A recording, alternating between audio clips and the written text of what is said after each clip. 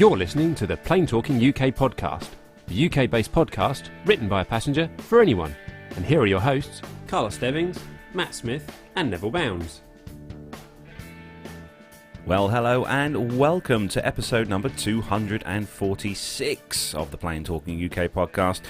I'm Carl Stebbings, and joining me, as always, in the festive PTUK studios is my co-host, Matt Smith. Exactly how is this studio festive? I've got my Christmas jumper on. Oh, right. Oh, dear. Well, I'll have to go and get mine then, will I? Yeah. Okay. I managed to find it because I thought I'd lost it. I thought Gemma had burnt it or sold it on eBay. That does sound like something she'd do. I found it in the back of the wardrobe. I had to brush a bit of dust off. But it's right, okay. But what do you think? It's nice, very festive, isn't it? I mean, it looks like a cardigan, I'm not going to lie. It is a cardigan. Right, okay. I'm not going to lie, it's a cardigan. Absolutely. We do love a cardigan. Right. And how are you, Matt? Hysterical, it seems. Oh, good. Yeah. Good week. Yeah, I think so. I survived. That's always a bonus. Yeah. Is he driving around the yes, streets round streets of East Anglia? Yes, indeed. Yes, looking forward to a London very shortly. Oh, is that for the Christmas time thingies? No. They're going to some school going to some scary locations in London I've not heard of. So that's going to be fun. You had a bit of an issue, didn't you? I think with a certain coach of yours, a bit of a breakdown, a bit of water pipe explosion. Oh, right. Well, you know, these things happen, don't they? But Matt, he's such a legend. He fixed it himself. No, I did not. God, no. Yeah, right. Tell you, driver and mechanic, I don't know. So joining us as well from his stately manor over in Buckinghamshire in the Nev Tech studios, it's Neville Bounds. Yes, morning everybody. Hope you're all well, and hopefully a better picture this week as well. I've been mucking about with my camera and doing bits and pieces and adding bits and pieces to the studio. But yes, it's been hard work configuring it all, but I'm not going to do it every week because it's too much like hard work. Well, I'm very disappointed, Neville. I'm not going to lie. I was hoping for, dedication every single. It's like, because, you do practically nothing for the show, obviously. No, I'm a passenger. Yeah, right. Yeah. Okay. Just looking at the chat room, by the way, Owen's in there, which is great, and he's surprised that we started on time, which was a bit cheeky, I thought. Very cheeky. You've got to watch these Irish, though. They're nothing but trouble. Oh, excellent. And talking about the chat room, it's nice to see so many of the usual family members in there again on this Sunday morning. It's 10 a.m. and it is the 9th of December, so we're gradually getting towards Christmas. But welcome to everyone. Mariana, we've got Auntie Liz in the chat room. Owen, as Nev said, is in the chat room as well. Pilot Pips just popped in as well. He's on his BA flight. He's now on his way home. I don't know from where. They let him on. I know. He's obviously using the in-flight Wi-Fi. Oh, no. Did they have Wi-Fi on BA? I don't know. Anyway, Armando as well is in the chat room as well, so welcome to you. And Chris Griggs as well. Hello to you, Chris, and welcome to everyone who's joined us this morning for the show. We've got an absolute... Nev... It's packed. The folder is just bulging with stuff for today's episode. We've probably overdone it a bit, haven't we? But there's so much content to play out. We thought we need to get ahead of the game slightly, and that's what we're planning on doing. And some of it is a little time sensitive, which is why we need to sort of cram this in. So we've got loads and loads of stuff to get through on the show this week. We've got, coming up later, we've got a really good interview that Nev done with Matt and Andy from the A320 Podcast.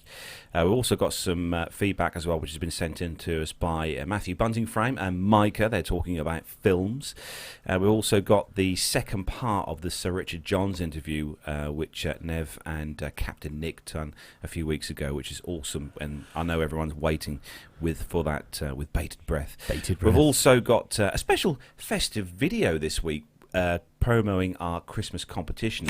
And as always this year, our good friend Owen has done us a little festive video to ask the questions that we've posted for you guys. And I'll just, on that note, I will say that we've had a lot of entries. I'm really pleased to say, yeah, absolutely. We've had a very strong, sort of set. I know. And more importantly, they're all getting the questions right. I know, which is it's even amazing. More impressive. It's amazing what Google will do for you, isn't it? Right. No. They know it all off the top of their head, don't they, Nick? Absolutely. Yeah. Of course they do. I'm glad to see that everyone got question 1 right. That was, yeah. Yes. I mean, I'd be worried if not. Yeah, absolutely. It was only our biggest sort of. I know. Well, at that point, it was our biggest show show ever. But of course, we have sort of maybe dwarfed that slightly in recent years. But I'll tell you what, actually, we've had an incredible year. We really, have. We have, yeah. But that's all coming up later on in this show. But first, we are going to start the show then, as we do each week, with a rundown of the weekly news from around the world and the UK. So if you're ready, Matt. I am, yes. And if you're ready, Nev. Yeah. Let's go.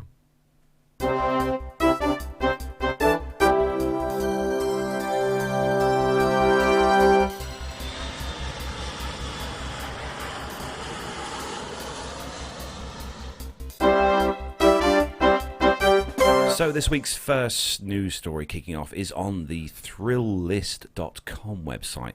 Great news if you are a family with young kids, because this airline will fly kids to Europe for free for your family vacation. Say what now? Free. Oh, wow. Scandinavia may not be at the top of your list for your next family vacation, but it should be. Not only are the Sweden, Norway, Denmark and Finland full of a once-in-a-lifetime European adventures for all to enjoy, but Scandinavian Airlines is offering to fly your kids there for free.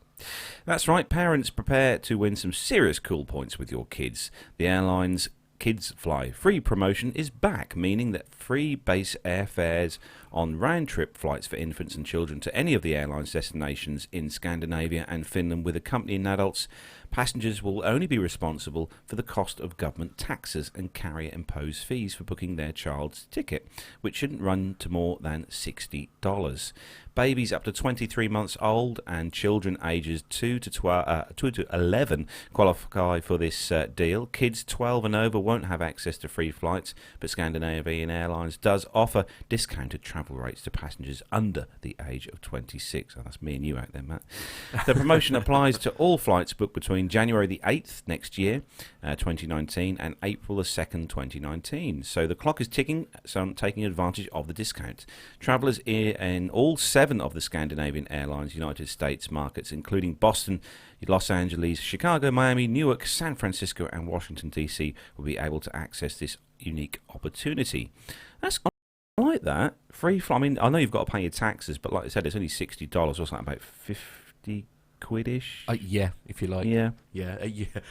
I think that might be a good one to throw at Owen, because he's quite good at working all that stuff out. I think that's about what it works out to. But because I think a lot of airlines charge the same price, flat fee for a ticket for a 10 or 11-year-old as opposed to an adult. I mean, as well. what's the reason behind this, do you think? Is it as a way of trying to encourage people to take their families away with them, because perhaps people aren't bothering because they're worried about I think it's a good way of getting people to go to these destinations for their holidays. Right. Because I've always wanted to go to somewhere like Scandinavia or Finland or Denmark. Yeah, definitely. It's definitely on my bucket list, yeah. Yeah, and I think if you've got young kids, we all like to save a few pounds here and there, so it's a good idea to have this kind of promotion. And it's running next year, beginning of next year. So get on the website, Scandinavian Airlines. So get on there and check those deals out. Yeah. Okay. So next story, moving on, is for you, Matt. Yes, indeed, and obviously story number 2 can be one story and one story alone. It's on the moneysavingexpert.com website. Seriously, in the UK, actually, very much recommended if you're trying to sort of save a few pennies. Yeah, absolutely. Martin Lewis is a bit of a legend, really, when it comes to stuff like that. But anyway, the headline is Ryanair passengers complain of name change glitch which could cost them £115. Some Ryanair customers who have booked flights for groups have reported a bizarre problem which apparently results in the group's surnames being changed to be the same, and those affected could face a £115 fee to correct the booking. MoneySavingExpert.com has seen multiple reports of this issue in the past week, with Ryanair passengers travelling with partners or friends with different surnames claiming that their companion surnames were automatically changed. Passengers who book Ryanair flights with an incorrect name have 24 hours to correct it for free, but if they spot the problem later, the fee to change your name is £115, which can be significantly more expensive than the original cost of a ticket. We first asked Ryanair about this issue on Monday, and on Friday, after we had first published this story, it finally responded to say that it had been unable to replicate the problem. It insists there is no problem with its booking system and says that customers whose bookings are in the wrong name will have to change it within 24 hours or pay the full fee. So it then goes on to say, what is the issue? So we've seen 8 complaints to Ryanair about this issue in the past week, and Money Savers have also emailed us about the same problem. The affected customers we've spoken to say that they'd all booked flights for the same group of passengers with Ryanair before, meaning the passengers' details were saved to their Ryanair account.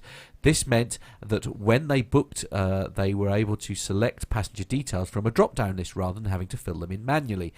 The passengers have spoken to claim...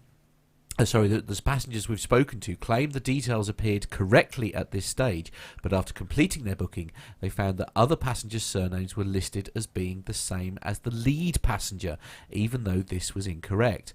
Bookings made on both the website and the app have been affected. It doesn't seem to be a universal problem, though. When Money Saving Expert tried to book a flight to replicate the issue, all passengers' names were recorded correctly.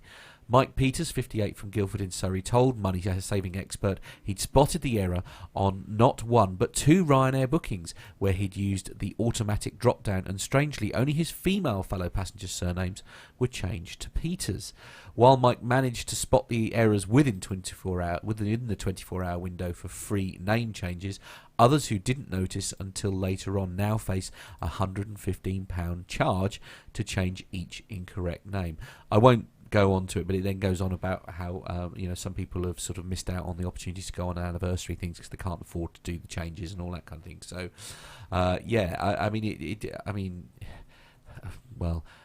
it's not. I think it's fair to say, Nev, it's not uncommon for somebody to have a technical problem that then can't be replicated by the IT department when they try to look into it. Is that a fair? Most occasion.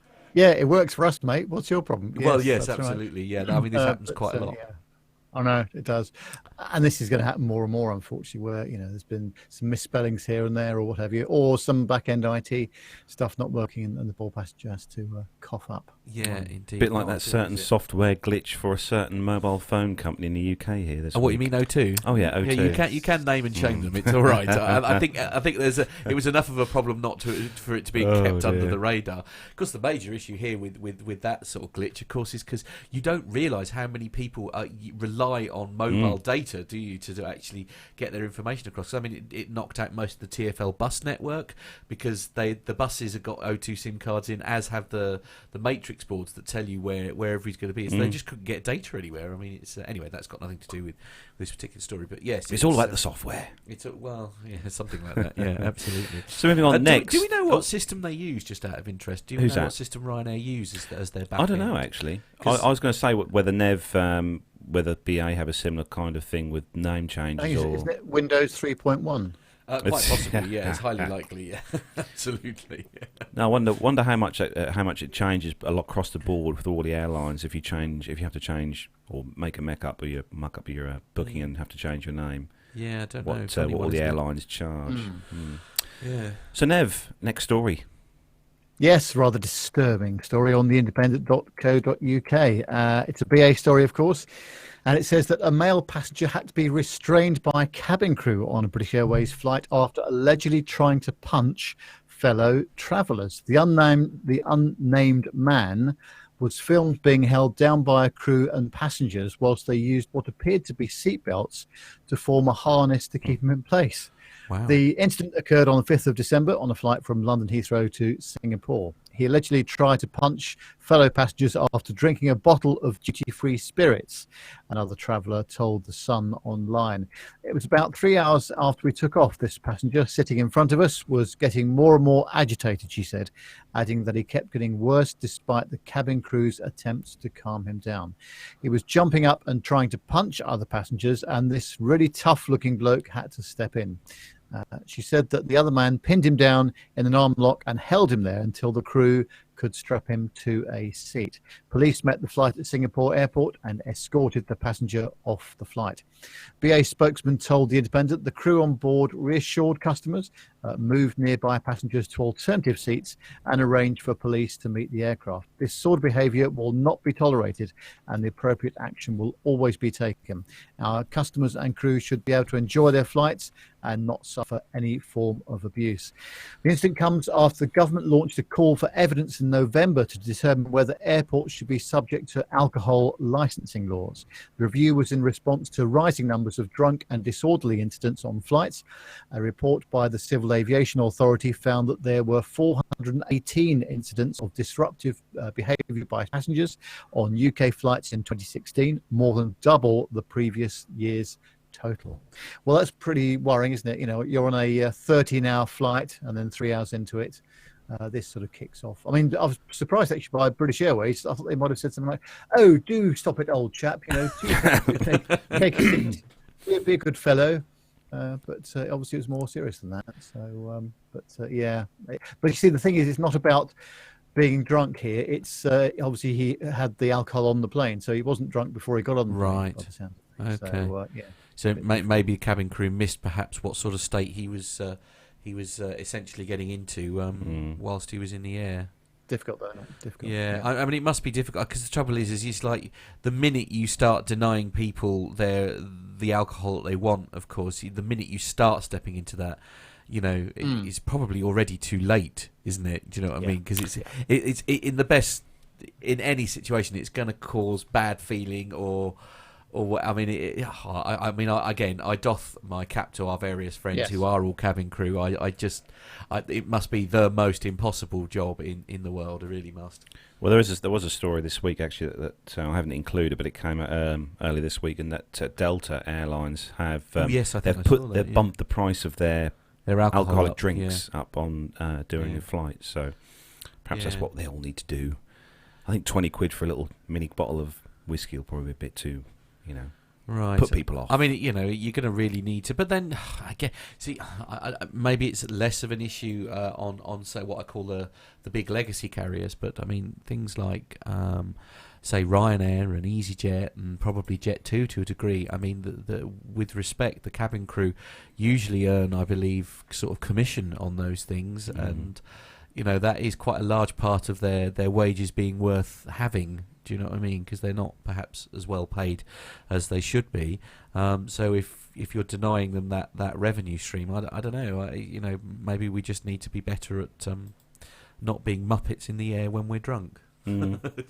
Stick to the lemonade. Yeah, stick to the lemonade, yeah. So the next story is on the Chiron.com website we always go to for all our aviation greatness.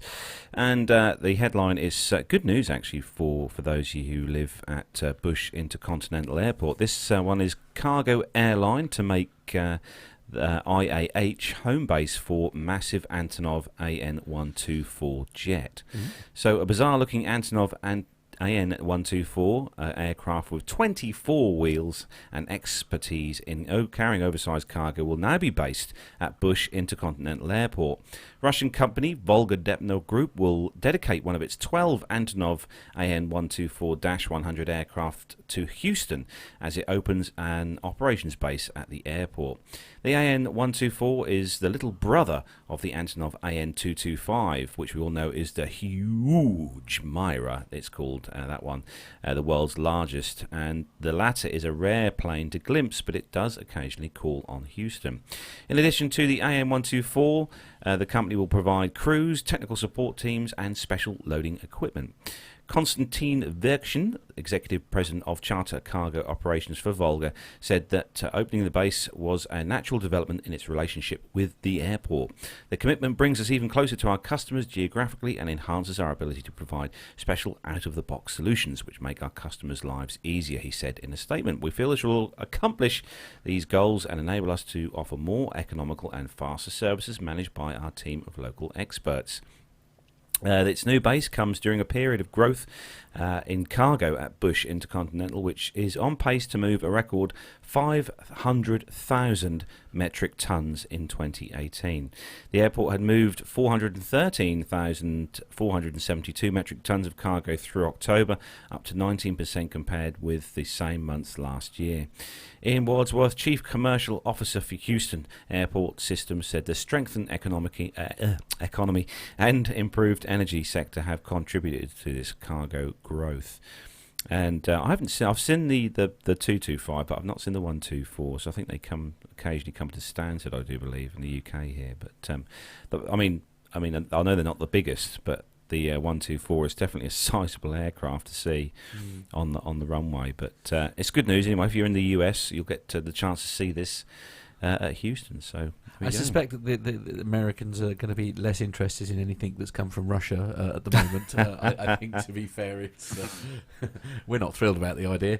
Let's be honest. No, they're always sending their jets over here to pester our quick response guys. You've got to keep them busy, haven't you? You know, you can't have them all sitting around basically waiting for their tea and medals, can you? So next story, Matt, is on Flight Global, and it's bit of a bang for Boeing here. Yeah, absolutely, and I think really, given recent stories, I'm not at all surprised, to be honest. So it's Flight Global is the website, as Carlos says, and the headline is Lion Group founder threatens to cancel MAX order. Excuse me, Lion Air founder, is it Rusty Kirana? Yeah, apologies if that's incorrect. Unhappy with Boeing's response to the recent crash of flight Juliet Tango 610, is reportedly looking to cancel the group's massive order for the 737 MAX. Bloomberg reports that Kirana is preparing documents to propose cancellation after feeling betrayed by Boeing's response to a preliminary report on the 29th of October crash, which he felt gave a negative impression of the airline. Flight Fleet's analyzer shows that the Lion Group has 237 MAX aircraft on order, comprising of 187 MAX 8/9s and 50 MAX 10s. There will be financial penalties for cancellations, but Kirana has said that the airline will deal with the consequences later, whatever they are. Lion has been a long-time Boeing customer, with its Malaysian unit Malindo Air being the launch customer for the MAX 8, while its Thai Lion affiliate was the first airline to receive the MAX 9. It was also designated as the potential MAX 10 launch customer at the Paris Air Show back in 2017. The loyal Boeing customer turned to Airbus with an order of 234 A320 family aircraft in 2013 to help meet the group's ambitious growth plans. Fleet's analyzer shows that Lion is scheduled to take delivery of 7 MAX aircraft in 2019, followed by 24 in 2020 and 35 in 2021. Deliveries are scheduled through to 2026. Boeing put out a detailed response to a preliminary report on the Lion crash released by Indonesia's National Transportation Safety Committee last month. In it reiterated key points from the interim report, but also pointed out the lack of some of information, including reports to the installation and calibration of an angle of attack sensor that had been replaced.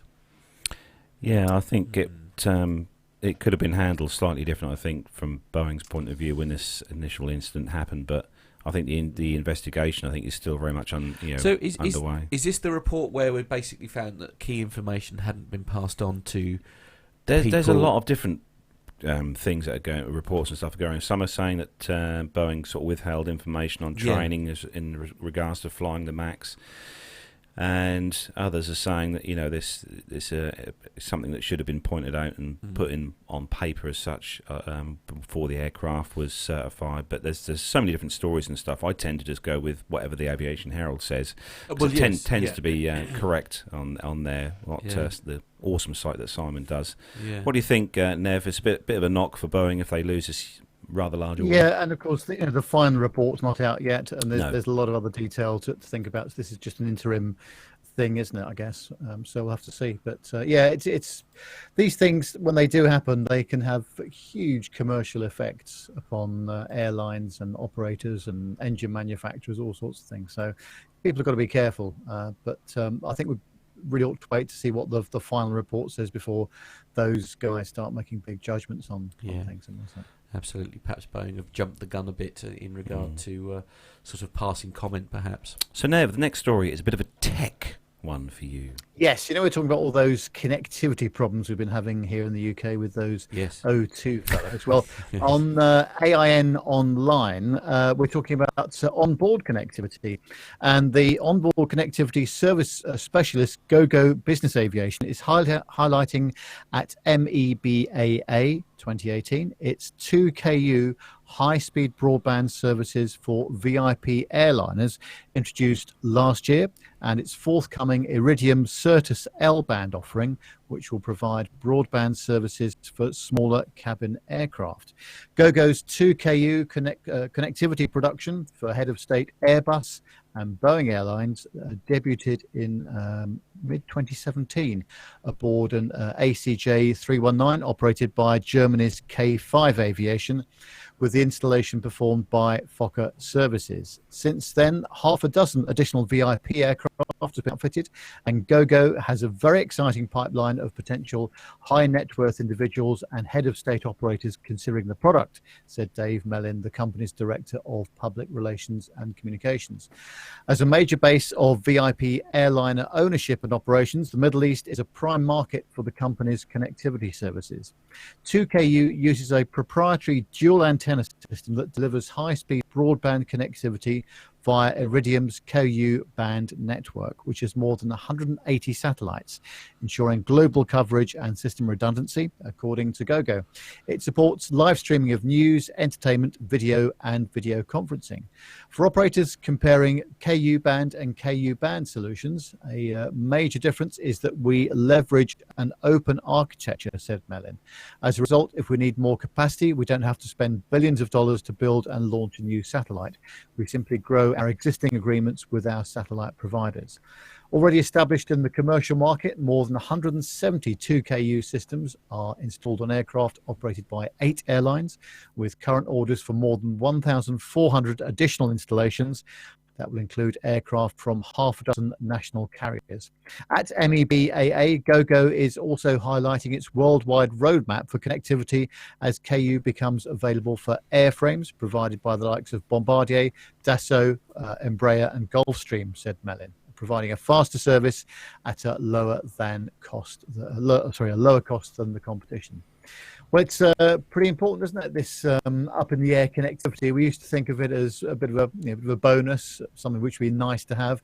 But if you're an executive flying in your executive jet, then you demand connectivity, I guess, don't you? Well, so you do, because I suppose, I mean, there's certainly business jets and things. I mean, they're using the time that they're in the air essentially to carry on working, aren't they? So I mean, it's especially if you're sat in business class or whatever, even in your standard thing. I mean, you're literally, working and preparing for your meeting as soon as you get on the ground. I mean, that is the idea of business, isn't it?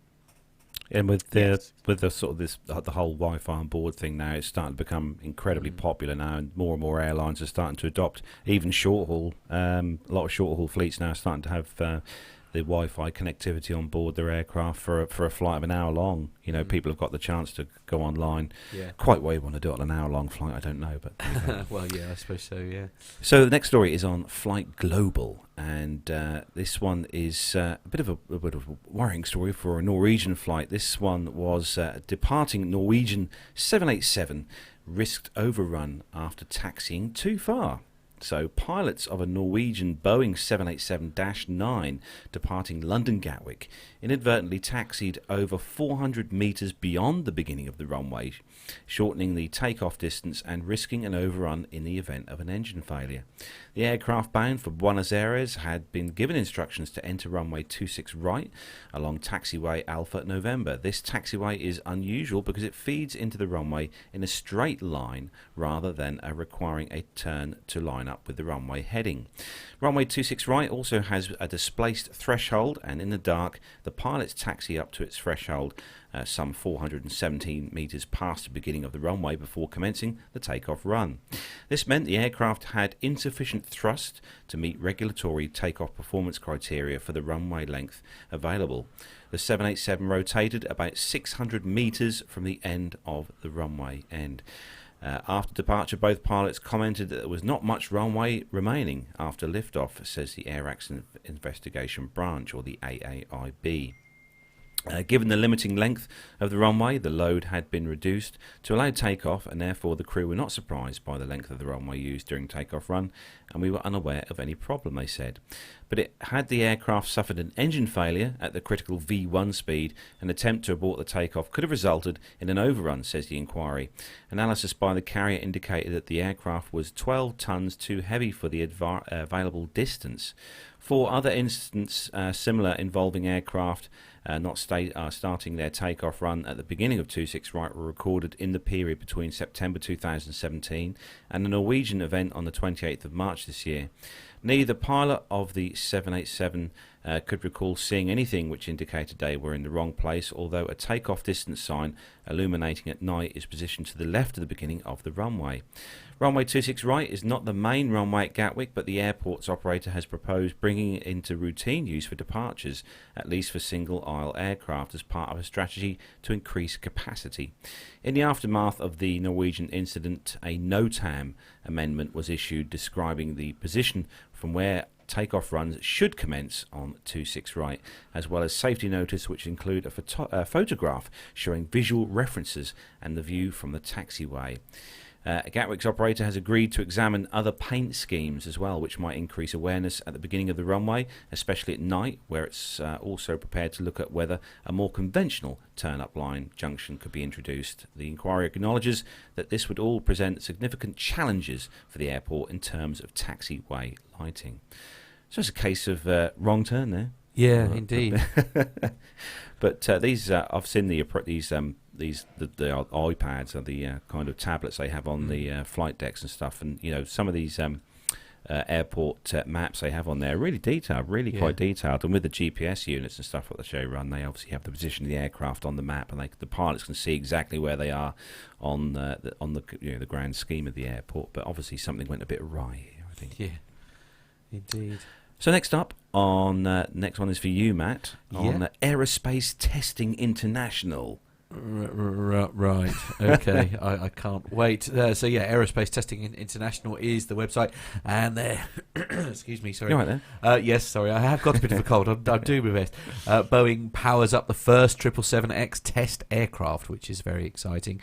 Boeing has powered up its first 777X aircraft at its site in Everett, Washington. The switching on of power is one of the final parts of the aircraft production process and enables functional testing to be done before the first flight. The fuselage sections of the aircraft were joined together in late November. The company has 2 777X test aircraft in development. The 777X's first flight is scheduled for 2019. The 777-9 is expected to enter service in 2020, with a smaller variant, the 777-8, following a few years later. Systems testing on the 777X started in June 2018 in a new 11,600 square foot laboratory called Airplane Zero, built by Boeing Test and Evaluation. The laboratory consists of a functional 777X flight deck, monitoring stations and 777X power units to represent the full functionality of the aircraft and enable engineers to perform many tests in advance of the powering up of the first test aircraft. Beginning testing on time supports our goals of delivering a service-ready aeroplane for the first flight, which will allow for an efficient flight test program and ultimately help us deliver on our commitments to our customers, says Chris, who is the 777X Systems Test Manager for Boeing. So yeah, it sounds like they're very much. Actually, it's a great picture of this. It's the thing is I can't remember now. Was it last year or the year before where I went to Toulouse? Where sort of all these days are sort of busy.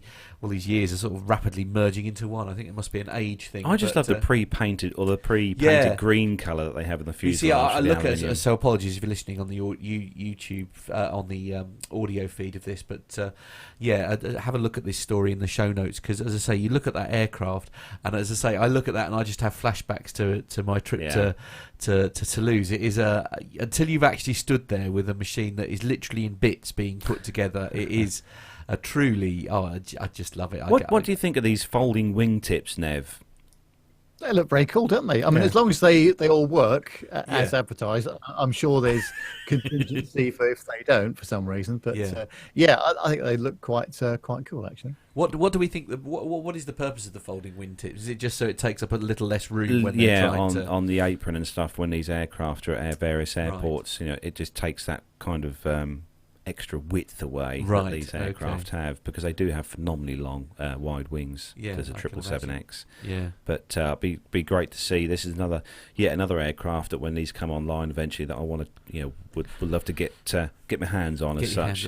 That and the A350. all these aircraft are racking up that I want to try and get on a flight on. You're going to have to do a lot of flying very soon. I know. Before they do like they did with the A380 and start taking them out of service already.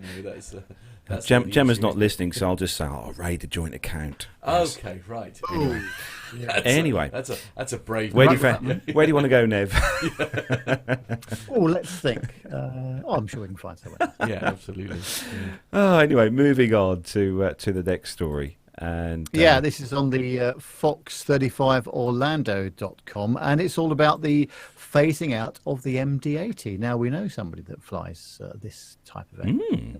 And on this occasion, it's Allegiant Air has flown their last MD-80 flight at Sanford Orlando International Airport, and all of the airports that they serve.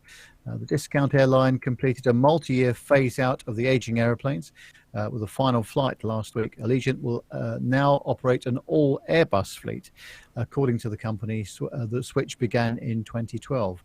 Embry-Riddle professor Lou Westbrooks said that the MD-80s are being widely phased out throughout the airline industry. First introduced in 1979, the planes have aged out of efficiency and, he said, are often plagued by mechanical issues leading to flight delays. People make schedules based on us, and it's incredibly important to our business model to make sure that we meet that schedule for everyone, said Westbrooks.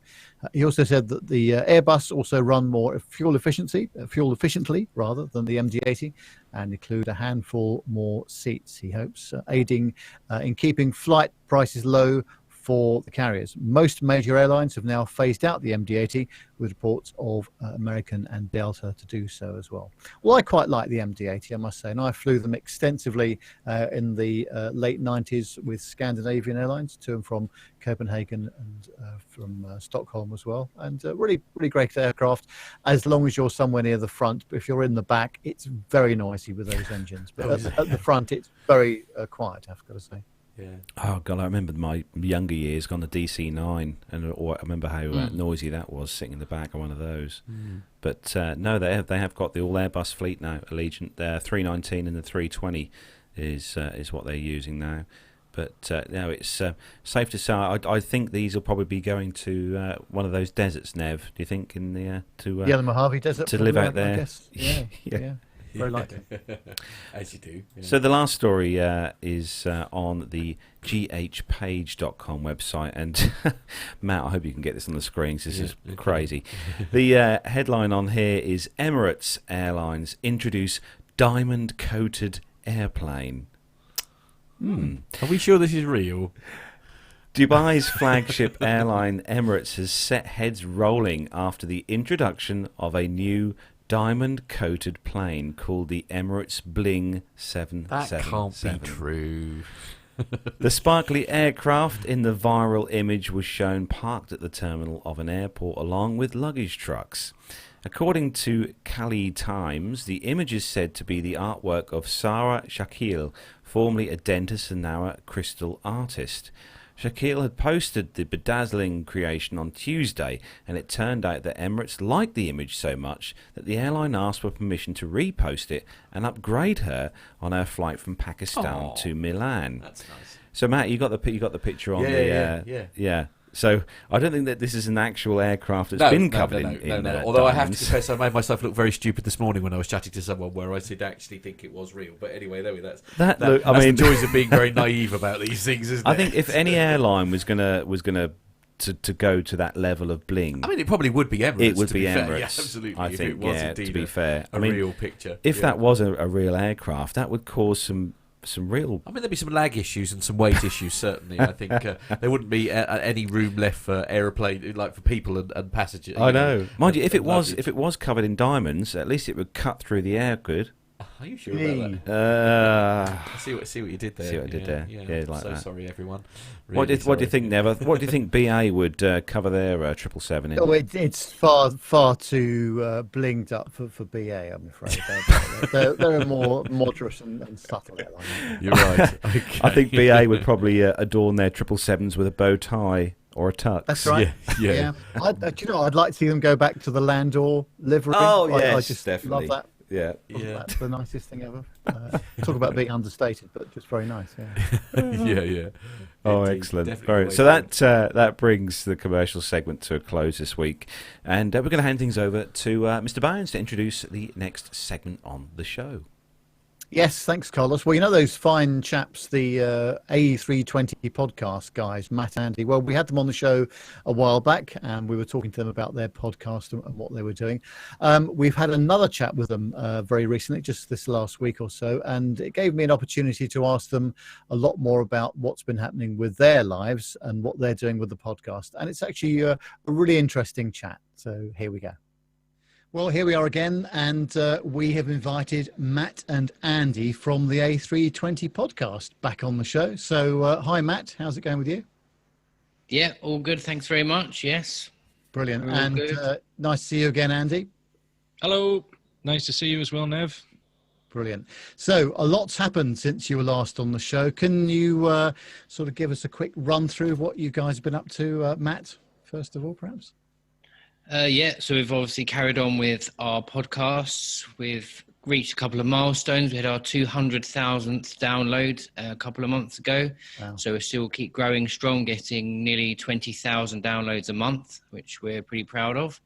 I think when we started, we said we'd be happy if we had 30 downloads a month. So we've certainly far exceeded our expectations on that one.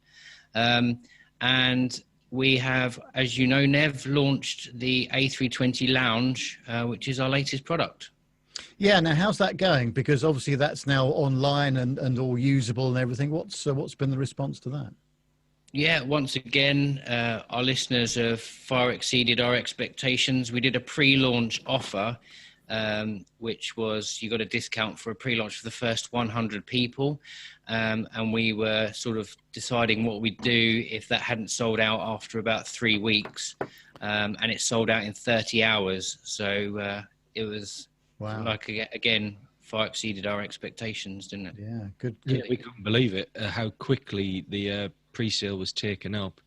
And then how quickly everybody was emailing us going, can we get on and start doing the course? Yeah. And why do you think that is, Andy? Do you think you've hit a bit of a niche market here where all the information, well, some of the information's in the FCOM and all the rest of it, but actually it's the interpretation of it, which is more important, which is where you guys come in? Well, the lounge is us taking the podcast into a visual format. And historically in aviation training, videos have been, well, dire is the best way to put it. Like they've been filmed through a potato, bad angles or single shots. And with difficult procedures, people just still didn't get them. So we realized that we needed to improve the quality, improve the amount of shots. A lot of these videos as well didn't have voiceover. So we've put our voice onto there as well, talking through the different procedures. And people seem to have really cottoned onto that and really liked that idea. Strange, isn't it? Because obviously you're in a very much a safety critical environment. And I've seen a few of these videos, and other people have sent me examples of some that from quite major airlines, actually. And the quality of them has been pretty shocking, I have to say. And I just wonder why people haven't put more effort into it, really. Yeah, to be honest, no idea. We've seen a few other companies producing videos online, but again, it's all still a lot of single shot, single position camera work, and also not to the 4K quality that we've put into this as well, where you can see every detail.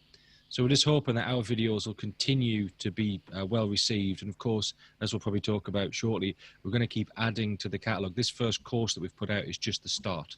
Yeah, brilliant stuff. And is the response been from all over the UK and Europe and further afield than that as well? Yeah, all over the world. Brilliant. That's great. Of course, I think we had a sale today from Brazil, I think, didn't we, Andy? Yeah, that's right. Yeah, Brazil. Fantastic stuff. Well, it's obviously a great starting platform, and clearly the format is appealing to people. And as you say, with it being a very modular kind of setup that you've got there, it looks really good. And what I particularly liked is the online, the app that you've got going for the training side of it. That's really clear, very easy to use, very lightweight app, I thought, and as well. It didn't take up lots of memory on a computer or a tablet or an iPhone or anything. So it was, really good. Yeah, and we've made it nice and interactive. So you've got progress tests and quizzes that can go through to test your knowledge, check how you've picked up on the information. And it's a mixture of videos, and we've got presentations on there. So it's not just video. And so we might pause the video and give some deeper explanation of that part of the procedure. And then at the end, we run through the whole thing undisturbed so that you get an idea of what it's like in real time.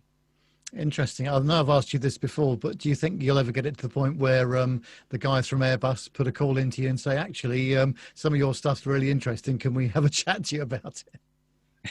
It'd be nice, wouldn't it, Andy?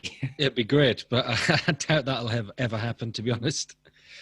A lot of these things, same with the airlines, they like to keep everything in-house. So I think they're quite happy with us coexisting, but whether they'd want us to infiltrate, I doubt very much. And I guess there's a lot of this, computer-based training stuff going on now, courses that are online. Obviously, you've got to be in the sim. Obviously, you've got to be doing line checks and that kind of stuff. But I would imagine a lot of the stuff still is what used to be in the classroom, but is now at home on a tablet somewhere. Yeah, well, there's quite a few apps out there at the moment that cover different aircraft types and the sort of CBT training that's available, but it's still all sort of animations and just chunks of the FCOM. We're still planning, as we go further on and produce more videos, to make it on the same ilk that we've done now.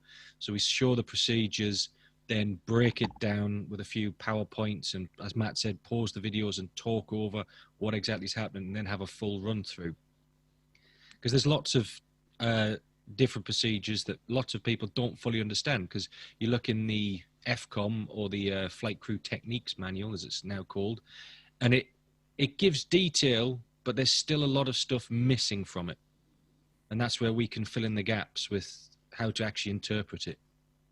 Yeah, that's one of the biggest problems with the Airbus manuals particularly is that they're written by French engineers, so they're not necessarily written in the same language as a pilot would write them. And then they're translated from French engineer into English. So it can often be quite confusing, and some of it sounds like a solicitor's written it, and you have to read it about 4 times to even make sense of what they're trying to get at. And that's the nice thing about the modular nature of the whole thing, is that you've got to sort of chunk it up into manageable pieces, I guess.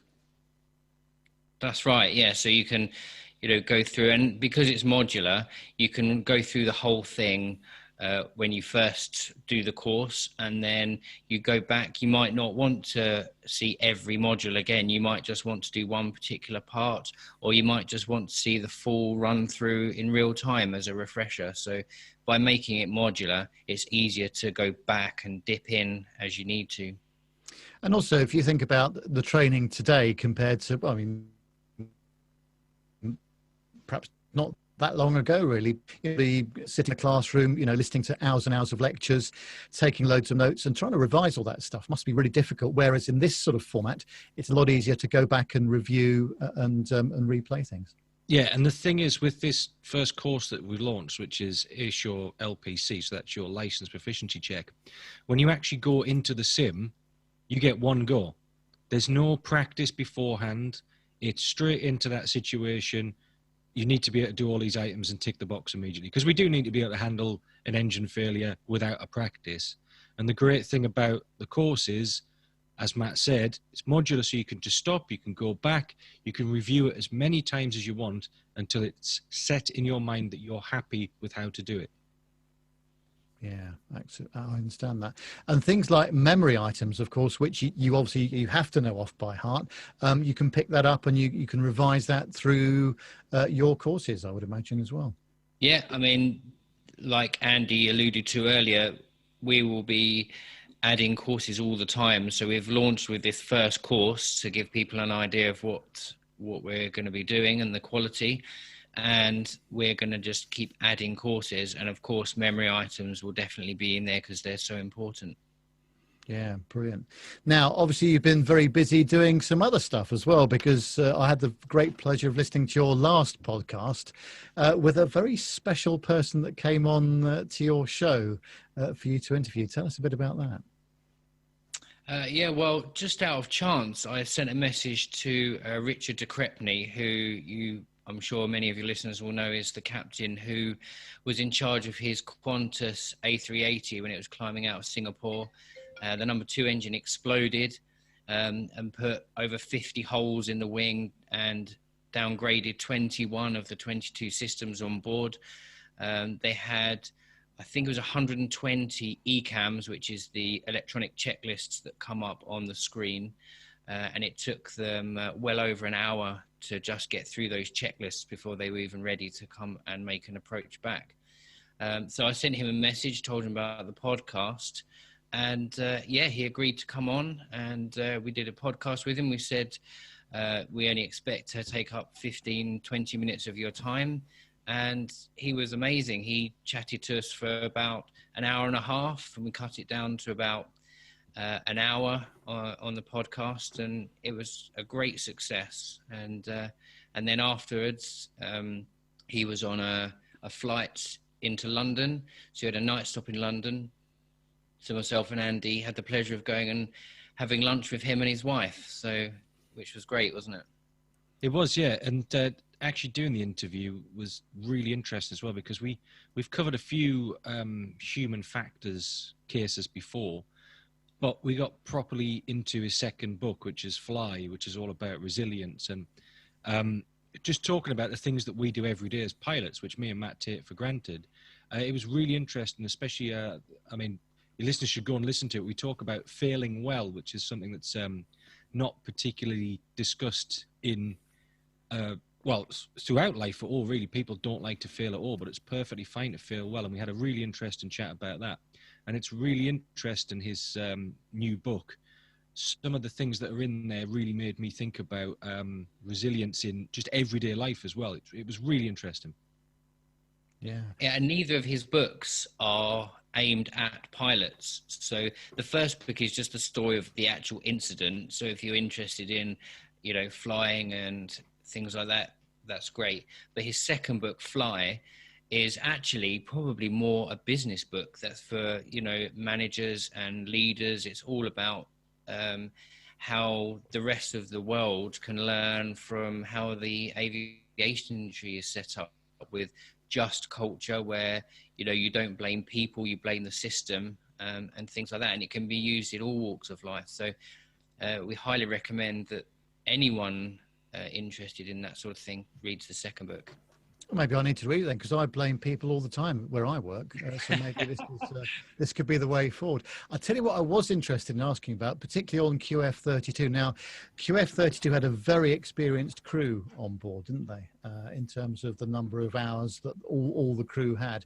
But it did sound to me from what he was saying that they were short of, thinking headroom. Everybody got very maxed out very quickly. And I would imagine with those numbers of failures and those number of ECAM notifications, that's quite easy to do, isn't it? Well, yeah, because over 100 ECAMs is not something that you see every day. Plus, you've got to handle the fact that your engine number 2 has disintegrated. You've had a hole in the wing. The aircraft's not flying as designed to. Even though you had Richard as the captain, first officer, a training captain being trained by another training captain as a checkout captain, it still maxed everybody out. And that's how complex a problem it can be when something goes so wrong that you weren't expecting. And you've just got to work your way through methodically and try and keep the human emotion under control. Fascinating to think about, really. Yeah, it would be interesting, wouldn't it, if it was just a 2-crew operation? So maybe a short sector, perhaps they were just going from, I don't know, Singapore to Sydney, sort of a 7-hour sector, which perhaps only required 2 crew, maybe. How would those 2 guys have coped in that situation? I wouldn't. I don't know. You'd have to ask Richard. I wouldn't be surprised if maybe it was easier. I mean, one of the toughest things Richard probably had is that 2 of the crew, even though he was the captain, 2 of the crew in that flight deck were significantly more senior than him, and he was the one having to make the decisions. And he says in his book there's a couple of times where he had an opinion which they didn't agree with, and so it's a real conflict of hierarchy versus perceived hierarchy versus the actual hierarchy on the day. And in some ways it was probably more stressful having people that are technically above and below you in the hierarchy. Yeah, absolutely. I think that's quite a challenge, isn't it? Because that's, they're all there, and obviously the amount of experience they've got between them is massive. But actually, you can have too much input possibly in those situations, but you don't know how it's going to be. It's a classic case of too many chefs, isn't it? Yeah, very much. You do feel that additional pressure when you've got, especially say you're in the simulator and you've got your instructor being checked by another instructor who's then being checked by the CAA. You feel the weight of it more on your shoulders when you've got those more senior guys behind you. Yeah, I can imagine that. And just looking at Richard's career and the stuff that he's written, especially in his second book, this is someone obviously that's had a lot of experience, obviously line flying and all the rest of it, but he seems to be able to give a lot back to not just the airline industry, as you said, Matt, but life in general, and that's why it must make such a fascinating read, I'd imagine. Yeah, it really does. And he talks about either, he'll go off on a tangent and give an example. So he'll talk about how something is relevant to a procedure we do. Like Andy said, we just do it every day without giving it a second thought. And then he'll relate it to how that could be used in parenting, or how it can be used in business as the job of a boss and things like that. So it's really interesting. He wrote the second book because he was going around the world talking about QF32, and he realized that he was actually giving people advice about how to run businesses and stuff, and there was such a market for people asking him to do talks about resilience that's what got him to do the second book. But so you must have just been sitting there over lunch just thinking about that a lot, and probably thought about it a lot more after he'd gone as well, because he obviously leaves you with so much more things, so many more things to think about. Yeah, I mean, the whole tube journey home, I don't know about you, Andy, the whole tube journey home, I was thinking, I wish I could have asked him that. I wish I'd asked him that. There's just more and more questions on the way home. Yeah, brilliant stuff. So you've got 1 or 2 books there, I understand, as well. Is that right? Yeah, so these are his actual books. So that's the first book that he wrote, which is QF32. So that's the one that he wrote about the event.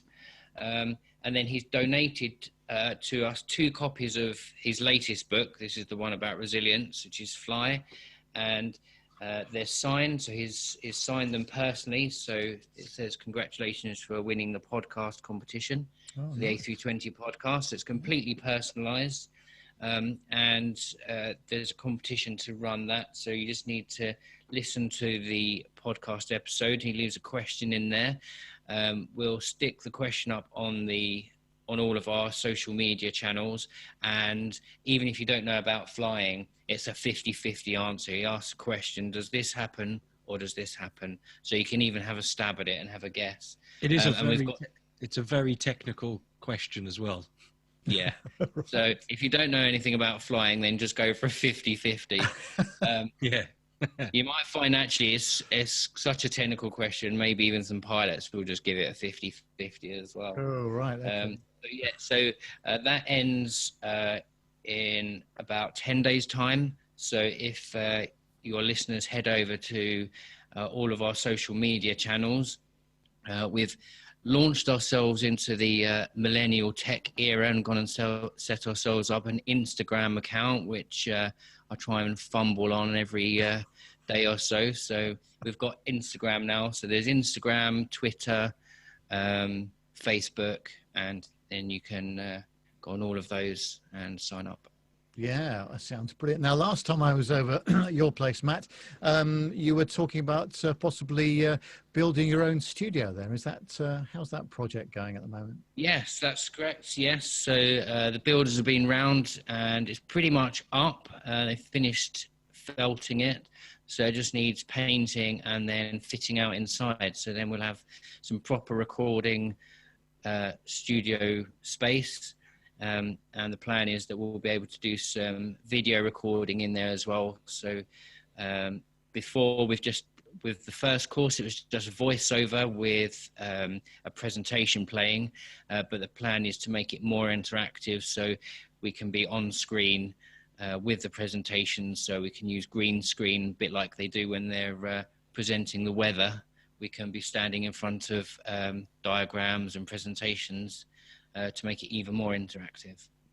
Yeah, that's fantastic. One thing I was going to ask you, actually, have you two guys ever actually flown together on a real flight at all? Yes, we have.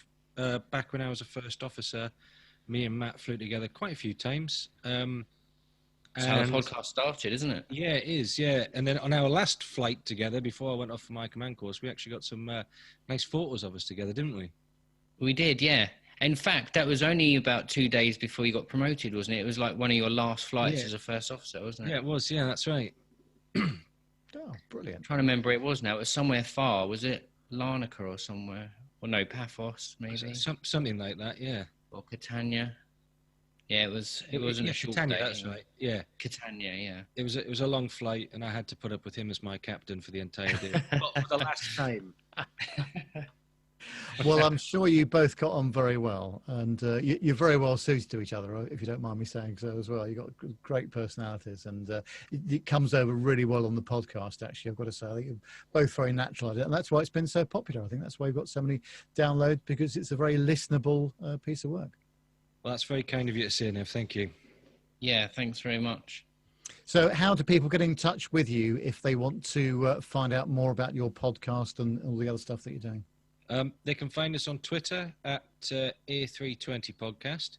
They can find us on Facebook and just search the A320 Podcast. Instagram that's for the A320 Lounge. That one's at A320 Lounge. And of course, you can email us info@a320podcast.com as well. They'll find all the podcasts on iTunes, Stitcher, Spotify, and you can find them on most of the Android apps. Well, can I just congratulate you from everybody at Plane Talking UK for doing such a great job of the A320 podcast and the A320 Lounge, and looking forward to seeing more content from you guys very soon.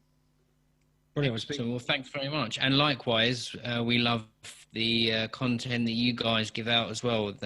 Looking forward to hearing all of the interview segments that you've done starting last week with the Bolt of the Blue author. Yes, that's been very good, actually. And Nick has done a superb job in interviewing Sir Richard Johns for that. So, yeah, we're very pleased with it. It was natural. It sounded like a very professional interview piece. So, yeah. Well, that's very nice. Thank you very much indeed. That's yeah, PT UK is my car listen on the way to work. So. Oh, is that right? Okay. Yeah. What a compliment. And of course, we haven't mentioned that the high quality of the A320 Lounge product is, of course, thanks to the production team that we have as well, isn't it? Of course. Oh well, that's very kind. Yes, that was a first for me, and yeah, there were some challenges in working in the simulator there, but actually we got some nice work done there, and yeah, very pleased with how it came out. So thank you guys very much for helping us do that as well. And of course, the wonderful Matt Smith as well.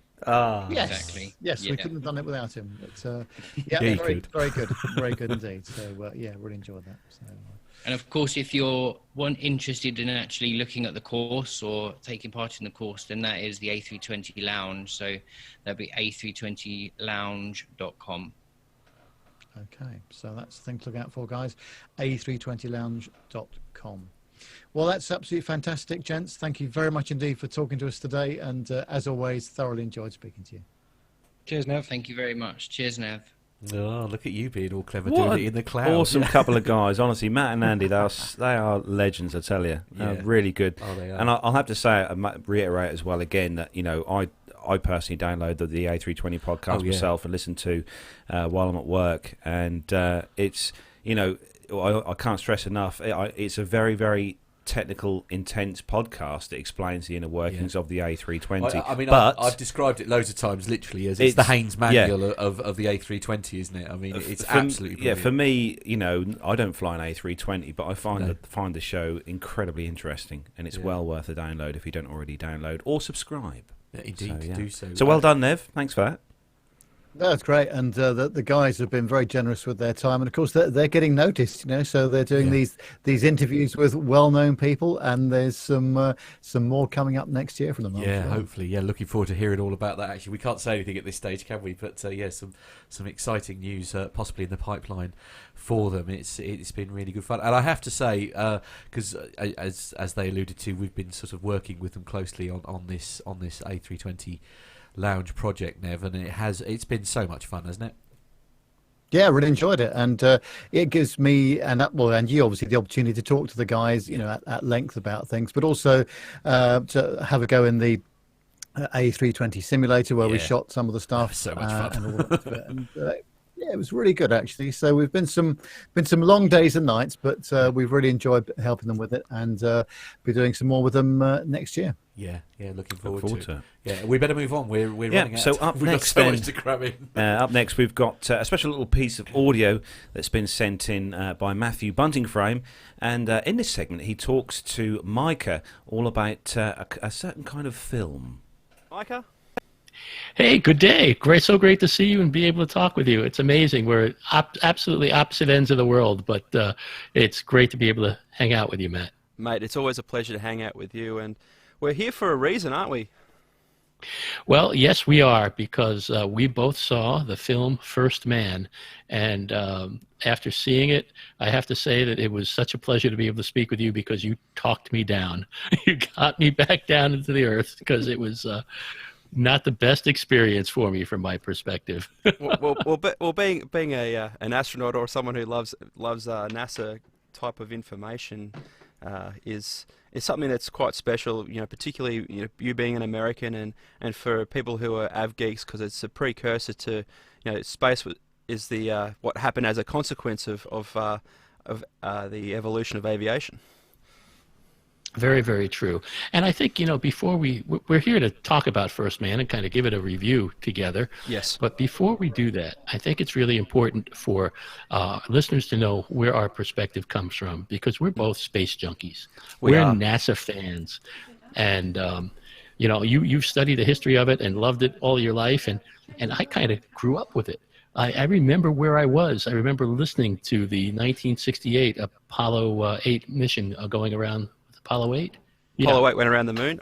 Going around the moon. I remember lying there in an army hammock in my grandmother's house on Christmas Eve and listening to them reading from the Bible. And I just remember that so distinctly, and following that as a kid.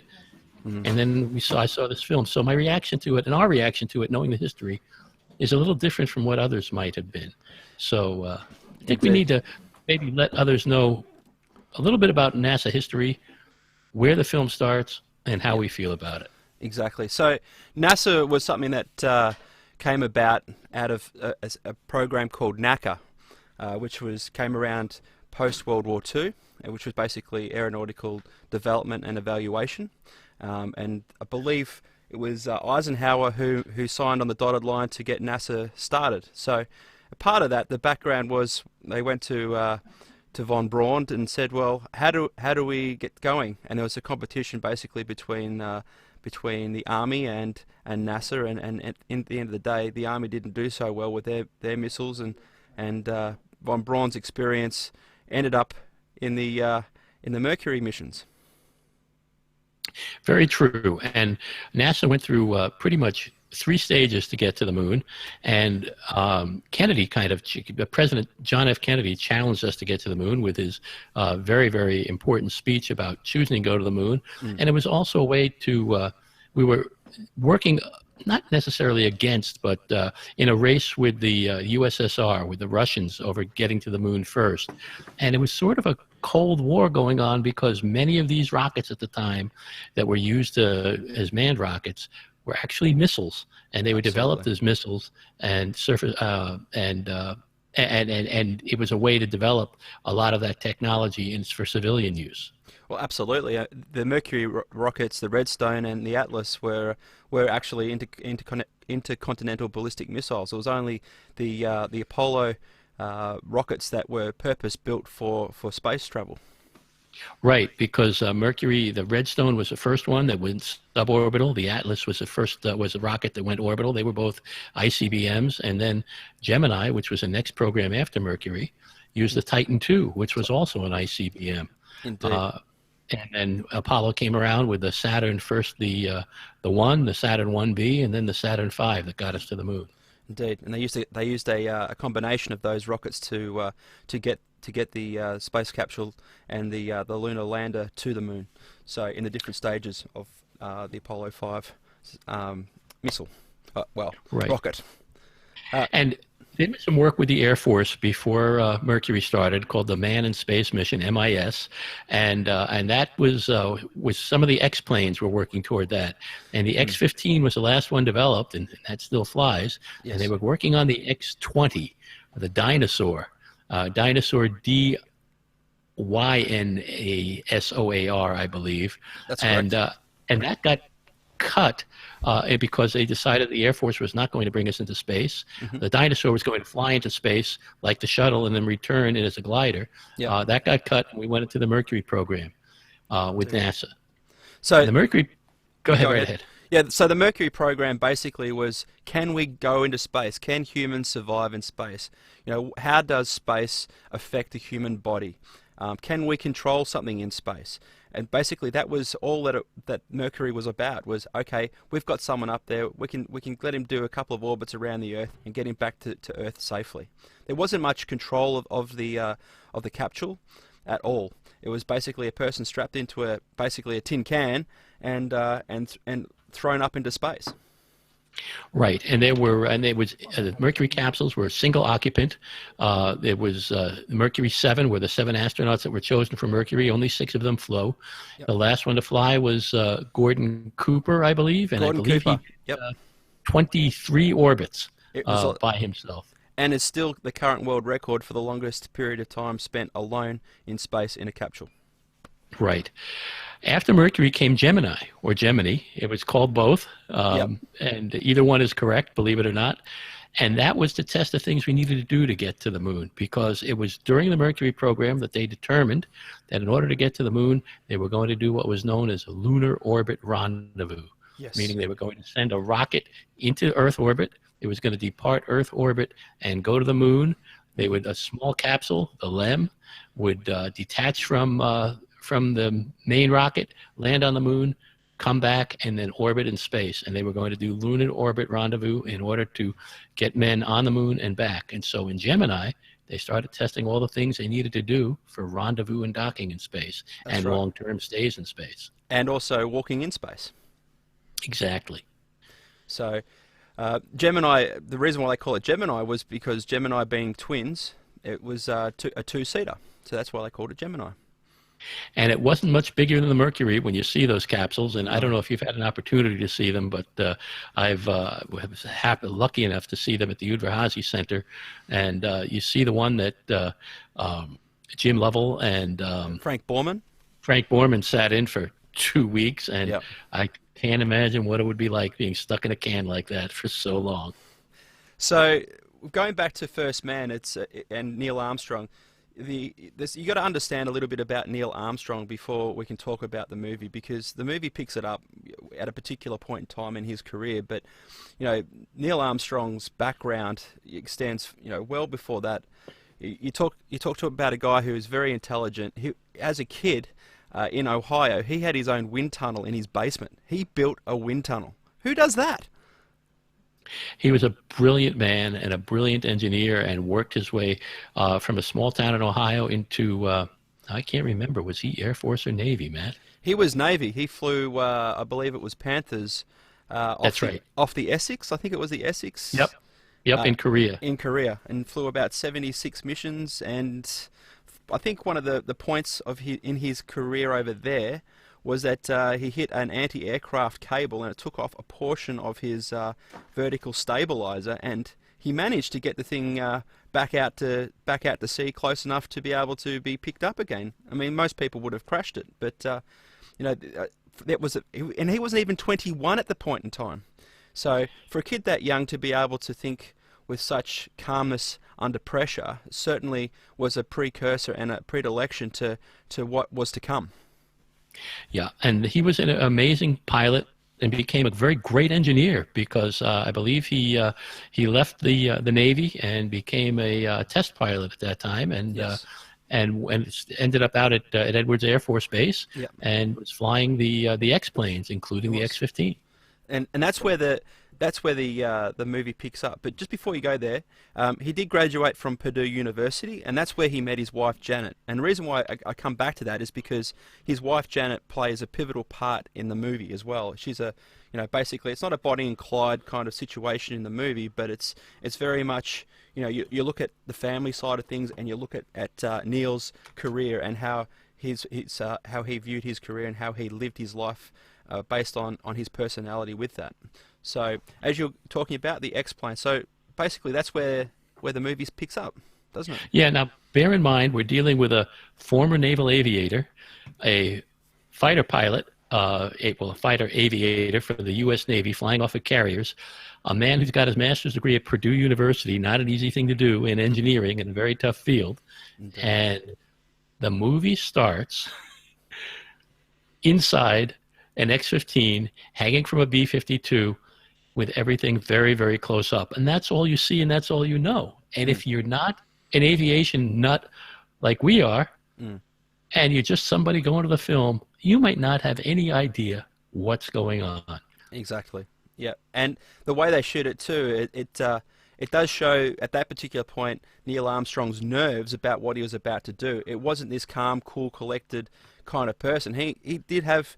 It showed the human side of him in that situation, of him actually having to contain his emotions to be able to focus on the task at hand as a test aviator and complete the mission. But what happened? Well, this is what bothers me about the film, and that's what I'm going to start there in terms of the actual review. It starts in the middle of Neil Armstrong's career with all these close-ups, with a shaky camera under what I think is poor direction, without knowing what you're seeing, why you're seeing it, or what's going on, with no history.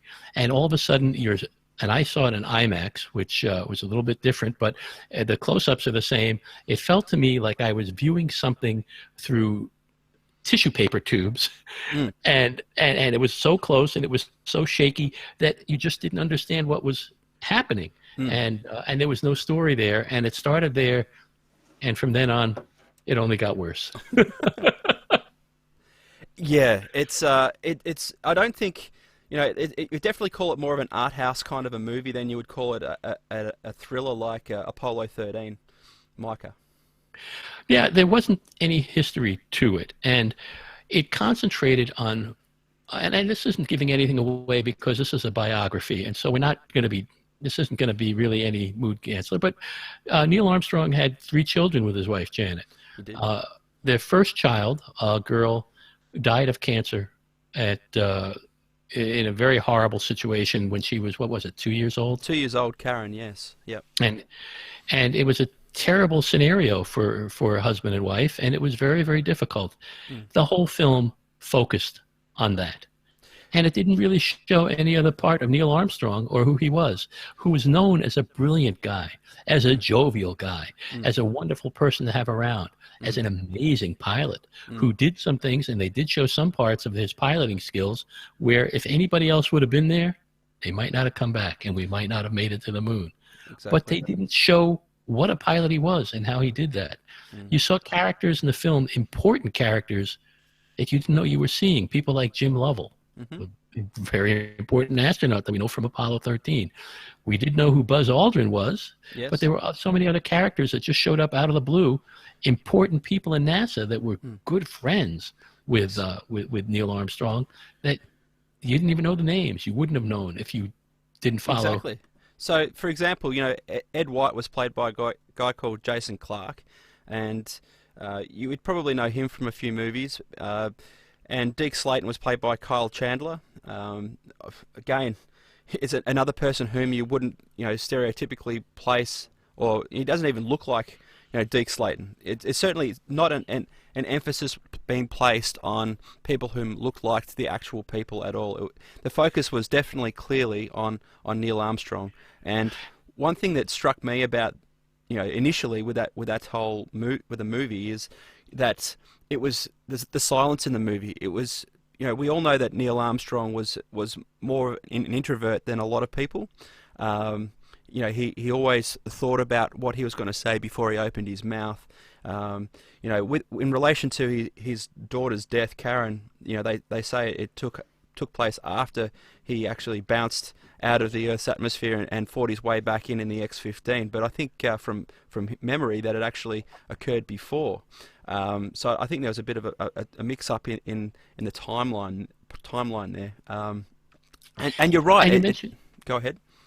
No, I was going to say, you mentioned Kyle Chandler playing Deke Slayton, yep. who was a key person in the program, and you and I know, and maybe our audience knows, that Deke Slayton was one of the original Mercury 7, but yes. was grounded, and he was grounded because of a heart issue that eventually turned out didn't need to ground him, and he got to fly at some point. But when he was grounded, they wanted to keep him in the astronaut corps. They wanted to keep him in NASA, so they made him gave him the title of chief astronaut, and he chose the cruise. It was a critical position. But in the movie, which is something we needed to know who he was and why he was there, if we didn't know that all of a sudden, if we didn't know that automatically, as Matt and I do, if you just go generally as a viewer, you don't know who this Deke Slayton is and why he's so important. Indeed, absolutely. And the thing about where we're at with Neil Armstrong, specifically with his kids, it kind of shows that he distanced himself from his family a lot, and focused on his work. When the movie's basically stating that when things got hard at home, he focused on work. I don't know. Basically, it takes away the whole glitter and how people perceive Neil Armstrong as being one of the iconic kind of figures of the 20th century, being the first man to walk on the moon. It makes him. This movie definitely makes him more human than a reverend person. So it's if you're not prepared for that, this is a movie that could not have been made, I think, 20 years ago at all.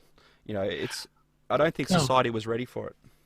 No, it was more of an art house film than a biography, and this is really what bothered me about it, because First Man is a book that's a biography about Neil Armstrong. Yep. This was a biography that was focused on the death of his daughter, yes, and how it affected him, and that's all it told. And I felt like I didn't get to know Neil Armstrong. I didn't get to understand who he was and what the biography was and how important he was to the program and what he did. And I thought it was poor storytelling. I thought it was poor direction. I thought it was poor filmography.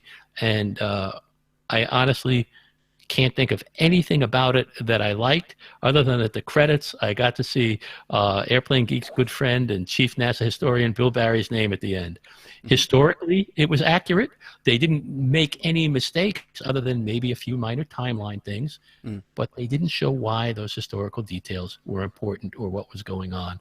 They focused on this artsy film aspect of it. The historical elements in terms of elements in the film, for example, the Gemini 8 capsule, they showed the surfaces being worn. I'm pretty sure that it hadn't been flown by anyone before, so I don't understand why the surfaces would have looked worn at all. And the same with the Apollo 11 lunar lander. It doesn't look pristine and clean. It looks worn. And I don't think, all the different engineers and people behind the scenes would have allowed a spacecraft in the 1960s, which was, the epitome of US technology, to be going into space looking like a second-hand used car. Exactly. And the other part of it that bothered me is just before the ending, the last scene on the moon, they show something that takes place, and I don't want to say what that is, but there were we know did not take place. They made that up, and it was very disheartening because that would not have happened because Neil Armstrong would have followed whatever orders he was given, and if that would have happened, NASA would have known about it ahead of time. Indeed. It's an interesting perspective. I mean, for us, you and I, we've probably watched pretty much every single documentary that there has been made about NASA, and this is for people the lay person who doesn't know much about NASA. The feeling I got from the movie was that the spacecraft were very cold, metallic, objects. They didn't have the personality. We look at Apollo 11, we go, oh, that was Apollo 11. The Eagle, it's special. You go up and you touch, what's remaining of the rocket, and you go, wow, this is Apollo. And you kind of give it an identity. The way it was portrayed in the movie as a cold, vibrating, violent kind of object. With the sounds of creaking metal and the silence. And what happened with Apollo 8? If people who don't understand what happened with Apollo 8, you go, well, it was actually Neil Armstrong's first mission into space. And as you alluded to before, Micah, if he hadn't been there, that capsule would not have returned to Earth, and there's a possibility the program may not have continued. Gemini 8. You said yep. Apollo, just to be able to clear that up. Gemini 8, and he was flying with Dave Scott, and there was a horrible situation that was not particularly portrayed well, and it was also again shown from such close up that trying to show what somebody's feeling, but that's not how even the people in the capsule would have experienced it, because not everything is close up. Exactly.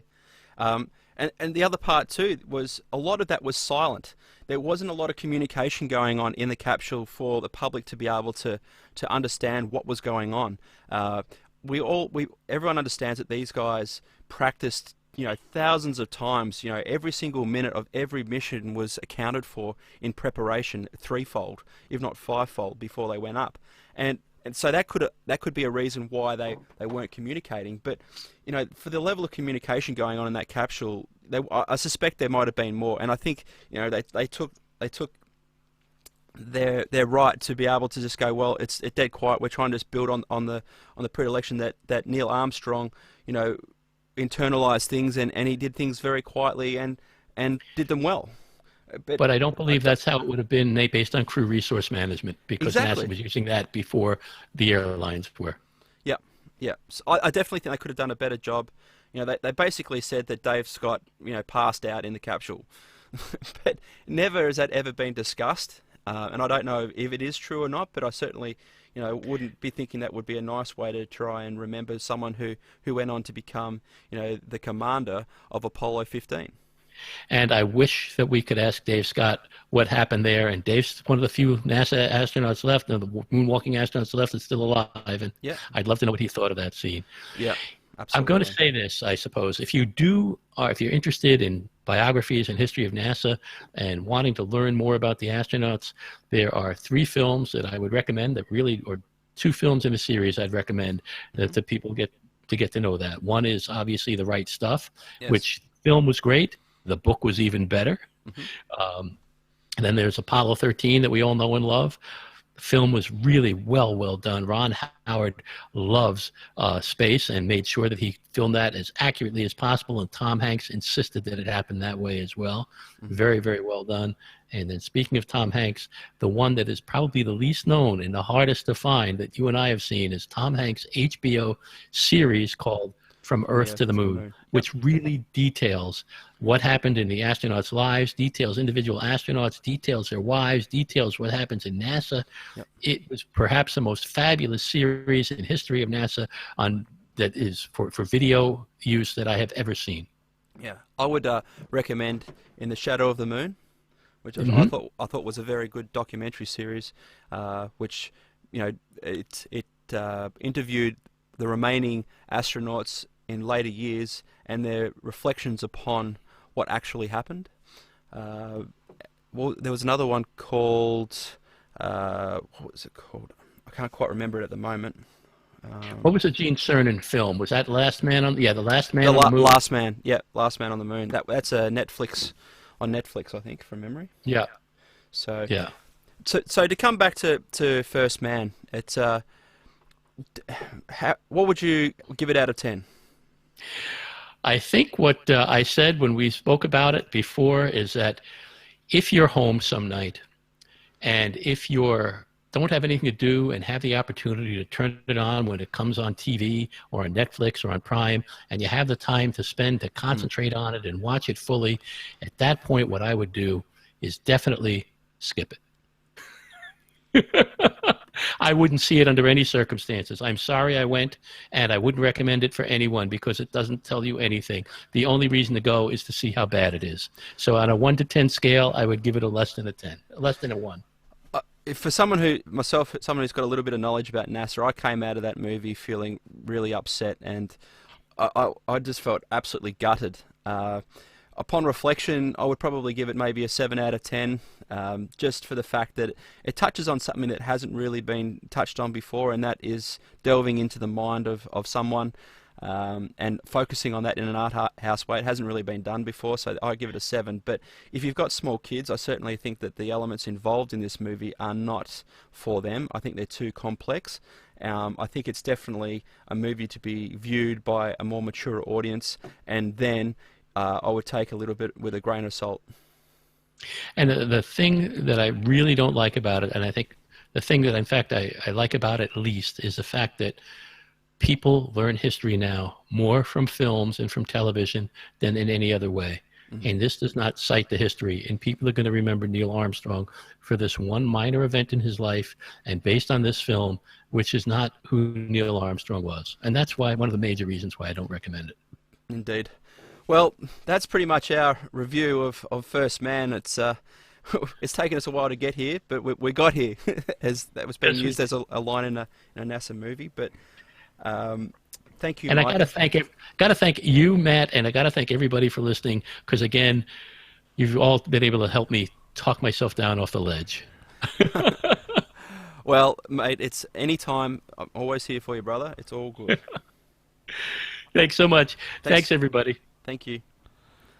Well, I tell you what, they should have their own podcast. Yeah, absolutely, yeah. Huh? Oh, Barry Norman, eat your heart out. Yeah, Film reviews. Yeah, definitely. Yeah, perhaps they should do a spin-off show. You know, the kind of a PTUK film review podcast. Yeah, absolutely. Yeah, definitely. Yeah, hosted by MBF and Micah. What was nice actually is from my point of view, again, interesting for me, because I'm the first to admit that I'm a little bit behind on these aviation films. Blah, blah, blah. Despite being a massive film buff who literally goes every weekend to go and watch a film, and because they discuss several of the other films and stuff that have been out, so that worked quite well for me. But no, seriously, guys, thank you very much for I like that, Auntie Liz. What do you like, honestly? Micah, the movie curmudgeon. There we are, and I am delighted that Matt managed to chat him off the ledge. That was a phrase that was slightly frightening, but have you guys seen this film yet?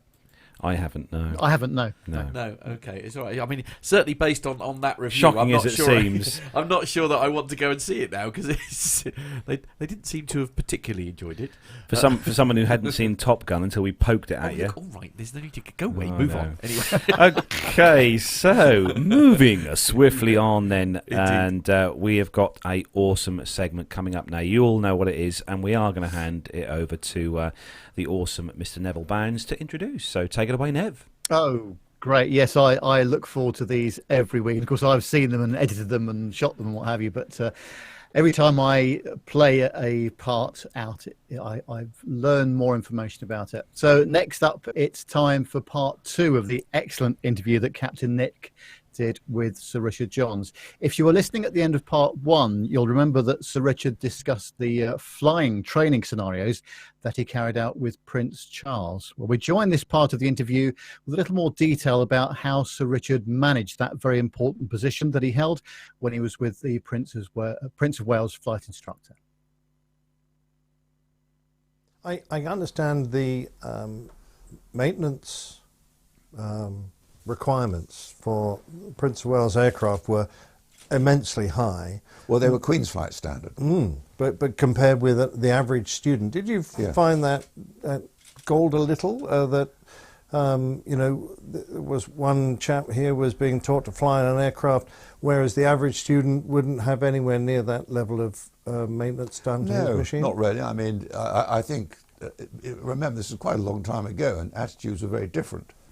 And, the fact was that he was going to fly in these aeroplanes, and, and they had to be engineered to Queen's flight standards.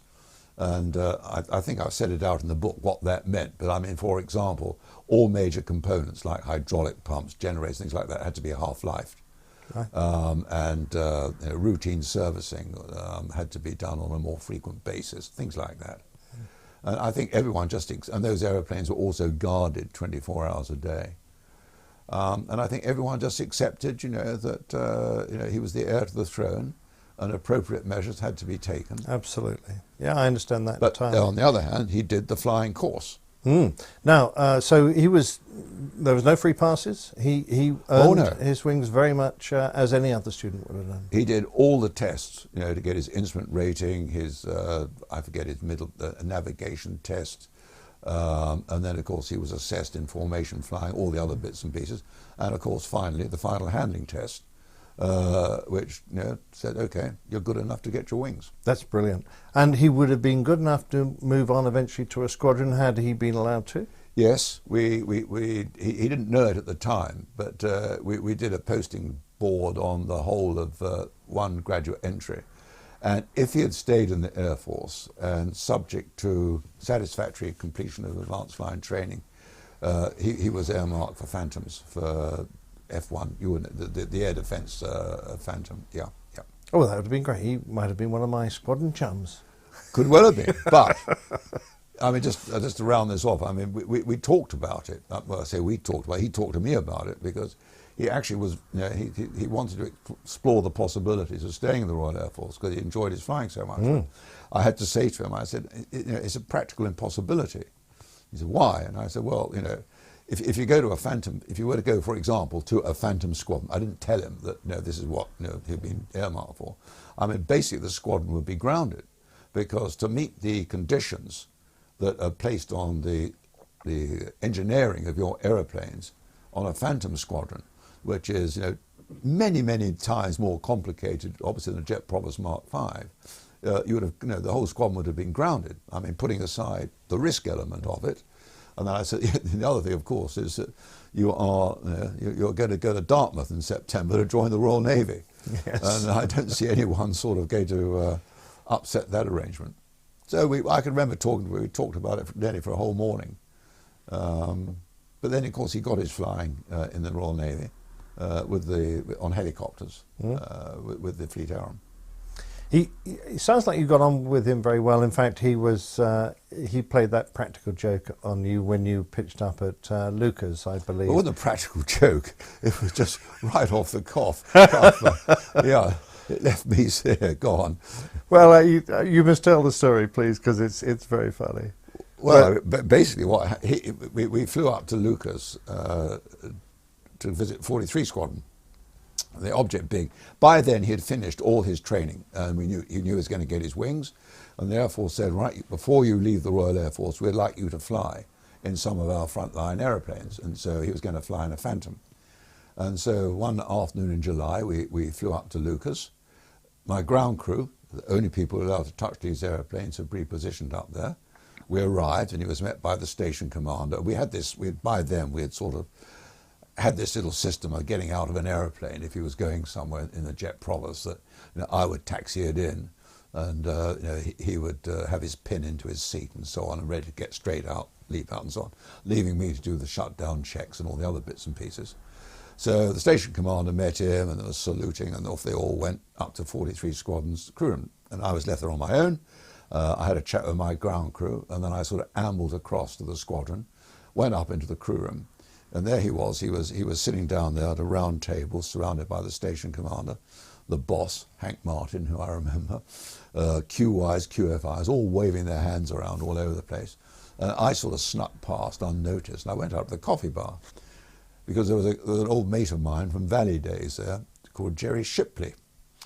And Jerry said, have a cup of coffee, and I said, thanks very much. So I was minding my own business when there was a door beside the coffee bar that went into the hangar.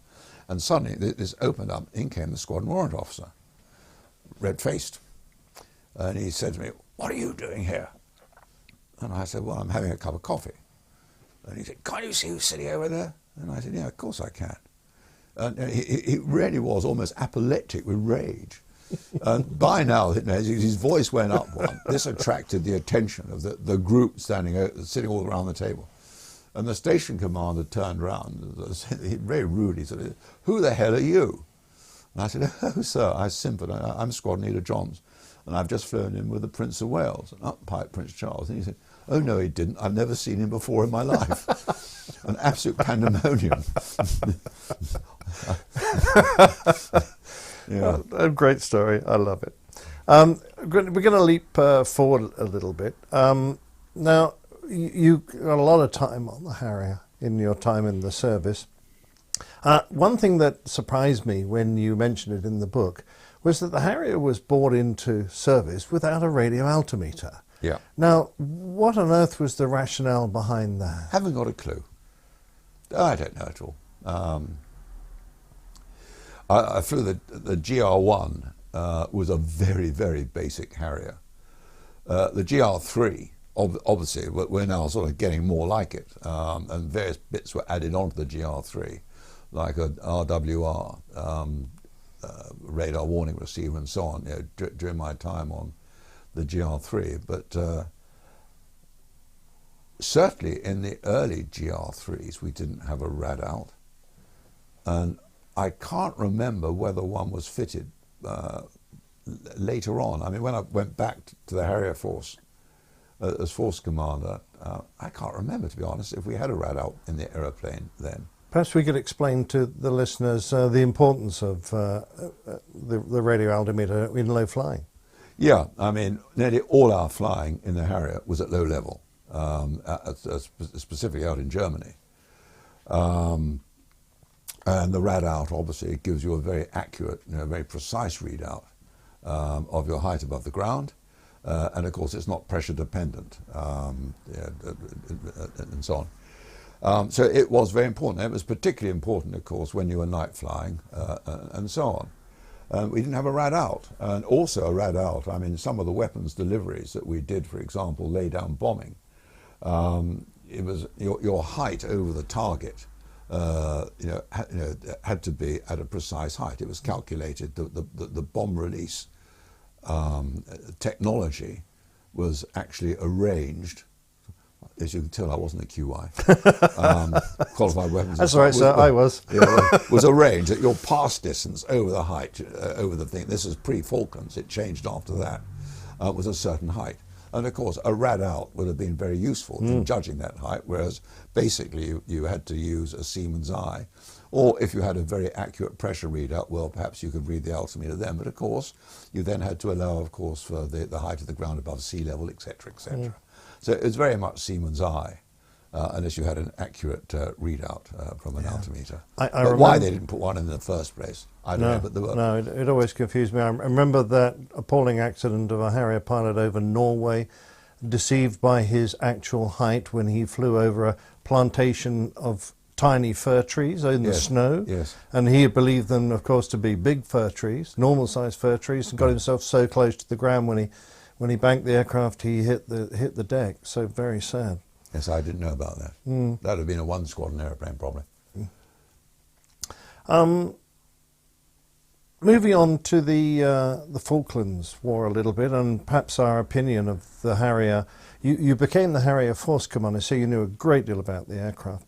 The Falklands War may have coloured our opinion of the Harrier a little bit, but looking back on it as an aircraft that has now completed its service, did it live up to its potential in actual operations? And in particular, I noted that in America, the Congress have been quite scathing about the United States Harriers, the AV-8B, particularly its loss rates, when compared with the F-18, which was also carrier-borne, and the F-16, which was another single-engine aircraft. The loss rates in actual combat, as far as the Americans were concerned, were unacceptably high. And in the RAF, they were even worse. So, is there a defence for that? Well, I mean, I think you have to draw a very clear line between the early days on the Harrier and its operational application in the Falklands War. When I went to the OCU at Wittering, I always remember that the chap in charge of B Squadron, when he gave us his welcome talk before we started doing all the ground school and so on and so forth, he said, right, the Harrier, easy to fly, easy to crash. And those were his opening words. And what he meant was absolutely true. Mm. If you stayed within, and we're talking purely about VSTOL here. I mean, once you were outside 100 knots, it was like any other, it was like flying a Hunter. It wasn't nearly as good as a Hunter to fly, but it just flew conventionally. But you had this speed band between 100 knots going down to about 30 knots, where if the aeroplane were pointed out of the relative airflow, and you induce yaw, you had to make sure that you corrected that very, very quickly, because if the yawing moment came strong, what's the secondary effect of yaw? It's roll. And the aeroplane started rolling. You then suddenly ended up in a situation where the puffer ducts and your aileron control was insufficient, and so the aeroplane kept rolling, down it went, crash, bang. Wow. So if you stayed within the limits, you were fine. The trouble was, the challenge was that the limits were pretty narrow. And of course, when you were coming down, or when you were in this transitional stage of flight, you weren't only keeping the aeroplane obviously into the relative airflow, and of course you had this lovely little vane on the nose, apart from the head-up display, to help you, and rudder shakers as well. Although, if I remember, they didn't work them at the OCU I think for good reason. Anyway, by the way, you were also monitoring angle of attack. You were monitoring engine temperature, and so on. And of course, then, particularly when you're coming into land, you're also doing your vital actions. So there was a lot in the early days when you were converting on the aeroplane to think about. I mean, let alone eventually sort of landing on a bit of metal 70 foot by 70 foot. Let alone trying to find it when you're out on field operations, when you've done everything in your powers to make it very difficult to find, and so on. So in the early days, the accident rate in the Harrier, accident rate through mishandling of the aeroplane, and indeed through poor instrumentation in the aeroplane was high.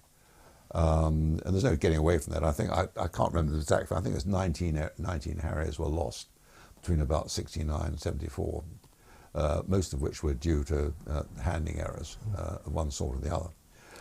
The US Marine Corps, who of course started converting, US Marine Corps, not Navy, remember this is Marine Corps, they started converting onto the Harrier about almost the same time as we did, because they were very keen on getting the aeroplane.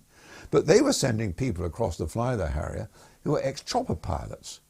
And so not surprisingly, their accident rate, I don't know what it was, I can't quote you figures, probably it was equally as high as ours, if not probably higher, before they actually started to get the message that you had to have some pretty basic handling skills to cope with this very powerful aeroplane. People forget quite how powerful it was in terms of engine power.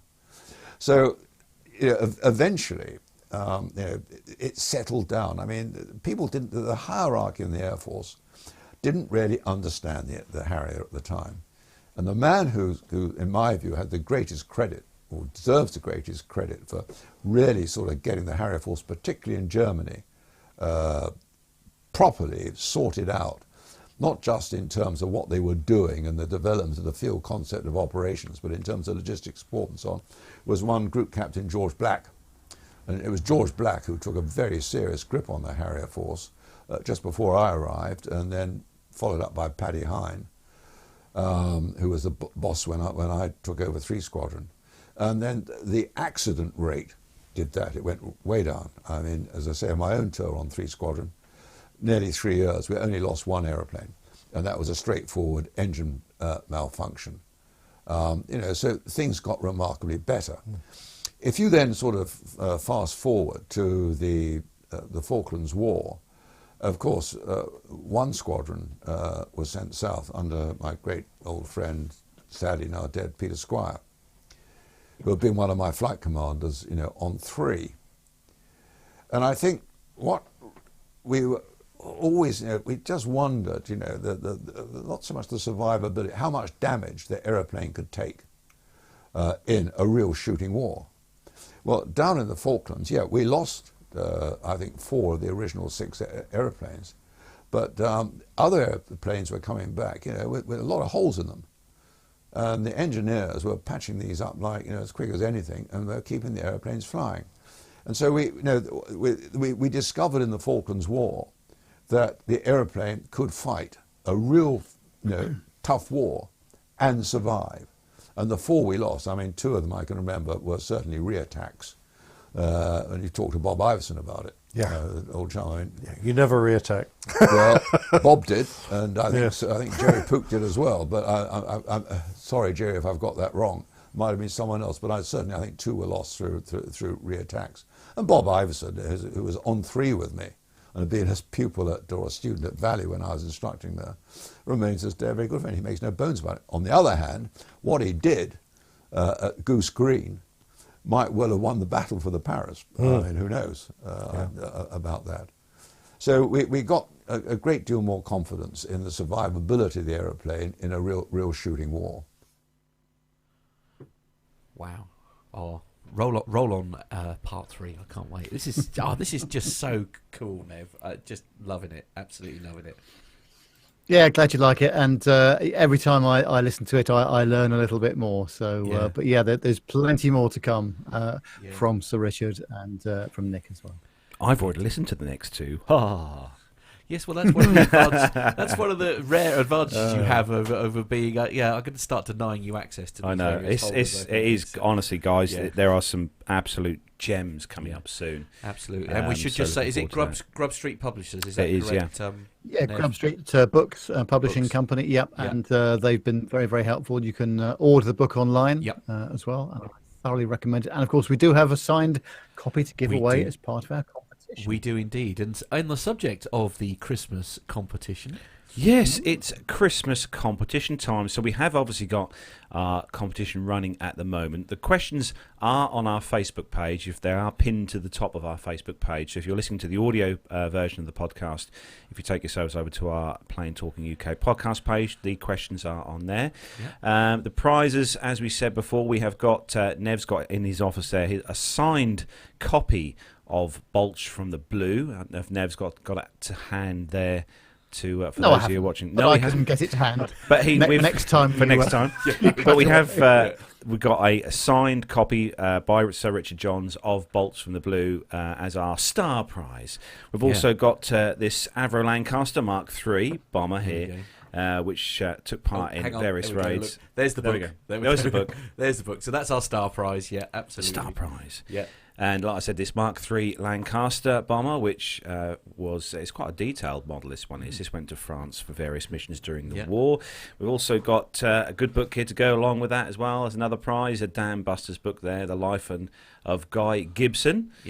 One there. And for those of you who love your viewing DVDs, we've got War in the Air, 6-disc collection of from the BBC. There's a thing combination I'd never thought I'd see. The BBC in association with the Daily Mail. Oh, that's good. There's a thought. So all those great prizes up for grabs with the competition. So get your answers in via email, podcast@plaintalkinguk.com. And also we've got a special additional prize now, which we're adding to the selection. For those of you who are loving your air crash investigation type stuff, we've got a 6 DVD box set here from the Discovery Channel of air crash disasters. Loads of stuff there. Although I should say, actually, ironically, I was actually watching. I think it was the Discovery Channel that I was watching this, and they had during an Emirates advert, they had an advert running at the bottom over this Emirates advert, a little stinger about aircraft. I mean, let's remember, you're not going to see these on. I don't think the PR department at Emirates are going to thank them for that. But anyway, but you're not going to see this on your in-flight menu. No, I think that's highly unlikely. That's another awesome prize. So we've got so many prizes. It's unreal. It's brilliant. But we have got a special piece of VT to run, which has been done for us by the awesome Owen. So if you're ready, Matt. Yes. So it is time to announce the Christmas order. To remind you of what the Christmas questions are. Ladies and gentlemen, for your chance to win some fantastic prizes in this year's PTUK Christmas competition, all you have to do is answer the following questions. What PTUK episode featured aircraft X-ray Mike 612? What is the ICAO code for the airfield Carlos learned to fly at? Apart from the Rolls-Royce RB211, what other engine has powered the Boeing 757? From these two aircraft, which has the longest fuselage? Is it A, the Airbus A340-600, or is it B, the Boeing 747-8? We all know Nev loves BA, but what year did British Airways form the budget airline Go? And what year did Go merge into EasyJet? What did the Wright brothers do before inventing an aircraft? What year was the film Airplane released? What airfield is the Queen's flight based at in the UK? The Concorde is well known for her droop nose, and it was used on takeoff and landing so the pilots had an unobstructed view of the runway. On final approach, what angle was this nose selected to? Where is RAF Akrotiri situated, and what is its ICAO code? What year was the airline Virgin Atlantic formed? NASA operate a Boeing 747 SP, registration November 747 November Alpha, which is a 41-year-old airframe. But who is the first owner of this iconic airframe? So for your chance to win these amazing prizes, send your answers in to podcast@planetalkinguk.com. That's podcast@planetalkinguk.com. Best of luck.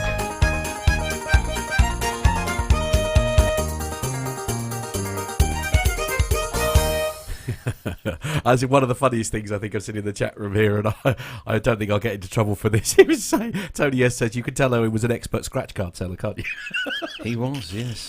And it's very nice to hear Owen's voice on the is, show, yes. as always. We Great have to missed you, mate. We really have. You know, it's thanks for that. It's not been yes, you have been very much missed. Anyway, so those are the questions. Please, despite Matt Bunting-Frame's best efforts, please don't send them in via the chat room. Could you please send them in via email? As Owen said, it's podcast. So for those of you in the chat room, you're all now banned from entering the quiz. No, they're not. That's fine. Play nice. Come on. Right. Okay. Oh, dear. So, don't forget, like I said, the Christmas competition, it's all running, so get your entries in. We have had a few in this week as well, from various listeners in via email, so get your answers in. And we will draw them, as we said, on our first live show back in the new year. We're going to start to wind things up for the show, but before we start to wrap up, don't forget, if you want to send us in, because we are going to have one more last live show next Friday, which will be our last live show before the Christmas break. So if you want to send us in an audio message to play out on next week's show, please send us in your audio files, MP3s, MP20s, whatever MP90s, whatever format. Absolutely. Matt can poke them and prod them, and if I can't do it, then I know a man who's based in the Buckinghamshire region who will no doubt be able to. So there we are. It's all part of the fun. Send in your pieces, audio pieces, if you want to send us in a Christmas message to podcast, audio or video, whatever, at planetalkinguk.com, and we'll play them out on next Friday's show. Indeed. So that is where we're going to start to wrap up episode 246 of the show. A massive thanks to everyone who's joined us in the live YouTube chat room this morning. It's been great to see you all in there, and some of you have got up especially early to join us. So thanks again for that. It's been a hectic show. Good news, Nev. Tony's going to send us one on audio cassette. We're looking forward to that. Oh, lovely. Oh, nice. I'll get my Denon out. Indeed. C60 or C90. Absolutely. That's definitely Auntie Liz is going to send one on 8-track. I hope you have the facilities for that, Nev. Not anymore. No, I did own an 8-track once, but And Baldrick is sending one via Pigeon. Is he? Good, excellent. Okay. Well, that one will be easy to deal with. It is. Next week's show is the recording, I should say, is live next Friday. 7 p.m. Back to normal. Back to Friday. We've got to keep it tight because Nev has somewhere else to go afterwards. So, indeed, we've got another one of his meetings with the big wigs, I expect. Oh, no, not quite. Well, no. It's Mrs. Nev's Christmas party, so I've got to take her and bring her home. Quite right. Absolutely. Yeah. So it will be good. So looking forward forward to seeing everybody next Friday. Yeah, that's it. Excellent. Yeah. So thank you very much to everyone for joining us. Yep, and that is... You'll find us on social media. Facebook.com/Plain Talking UK. Instagram, it's Plain Talking UK. Twitter, our handle is @PlainTalkingUK. And in case you'd missed it, it's www.plaintalkinguk.com. And the email address is podcast@plaintalkinguk.com. That's where you send in your Christmas questions, please, Mr. Matthew Bunting-Frame.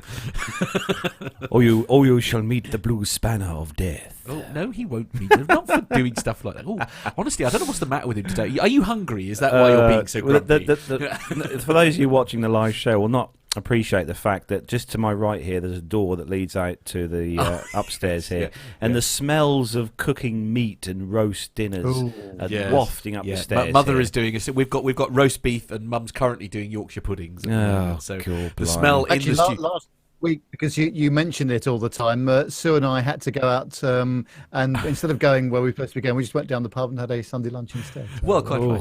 Yeah, I think so. Yeah. Actual torture. Yeah, indeed. Do you know what, I might even dig the apple crumble out of the freezer this afternoon. Have that with some custard. Yeah. What a treat. Yeah. Anyway, enough of talk food, otherwise we'll get more emails. It's time to wrap up. So nice to see you. Thanks ever so much for joining us, everybody. We will see you all, he says, pressing all the wrong buttons. Somebody keep filling while So that is where we're going to bring episode number 246 of the show to a close. See us again next Friday night, 7 o'clock. And have a great weekend. Have a great Sunday. Enjoy yourselves, whatever you're doing across the globe. And take care. And from me, Carlos, it's goodbye. From me, it is goodbye. And Sir Nev? Yeah, see you next week, guys. Have a good week. Bye-bye, everyone. Bye. And I've pressed the military stick. All right, we'll try that again.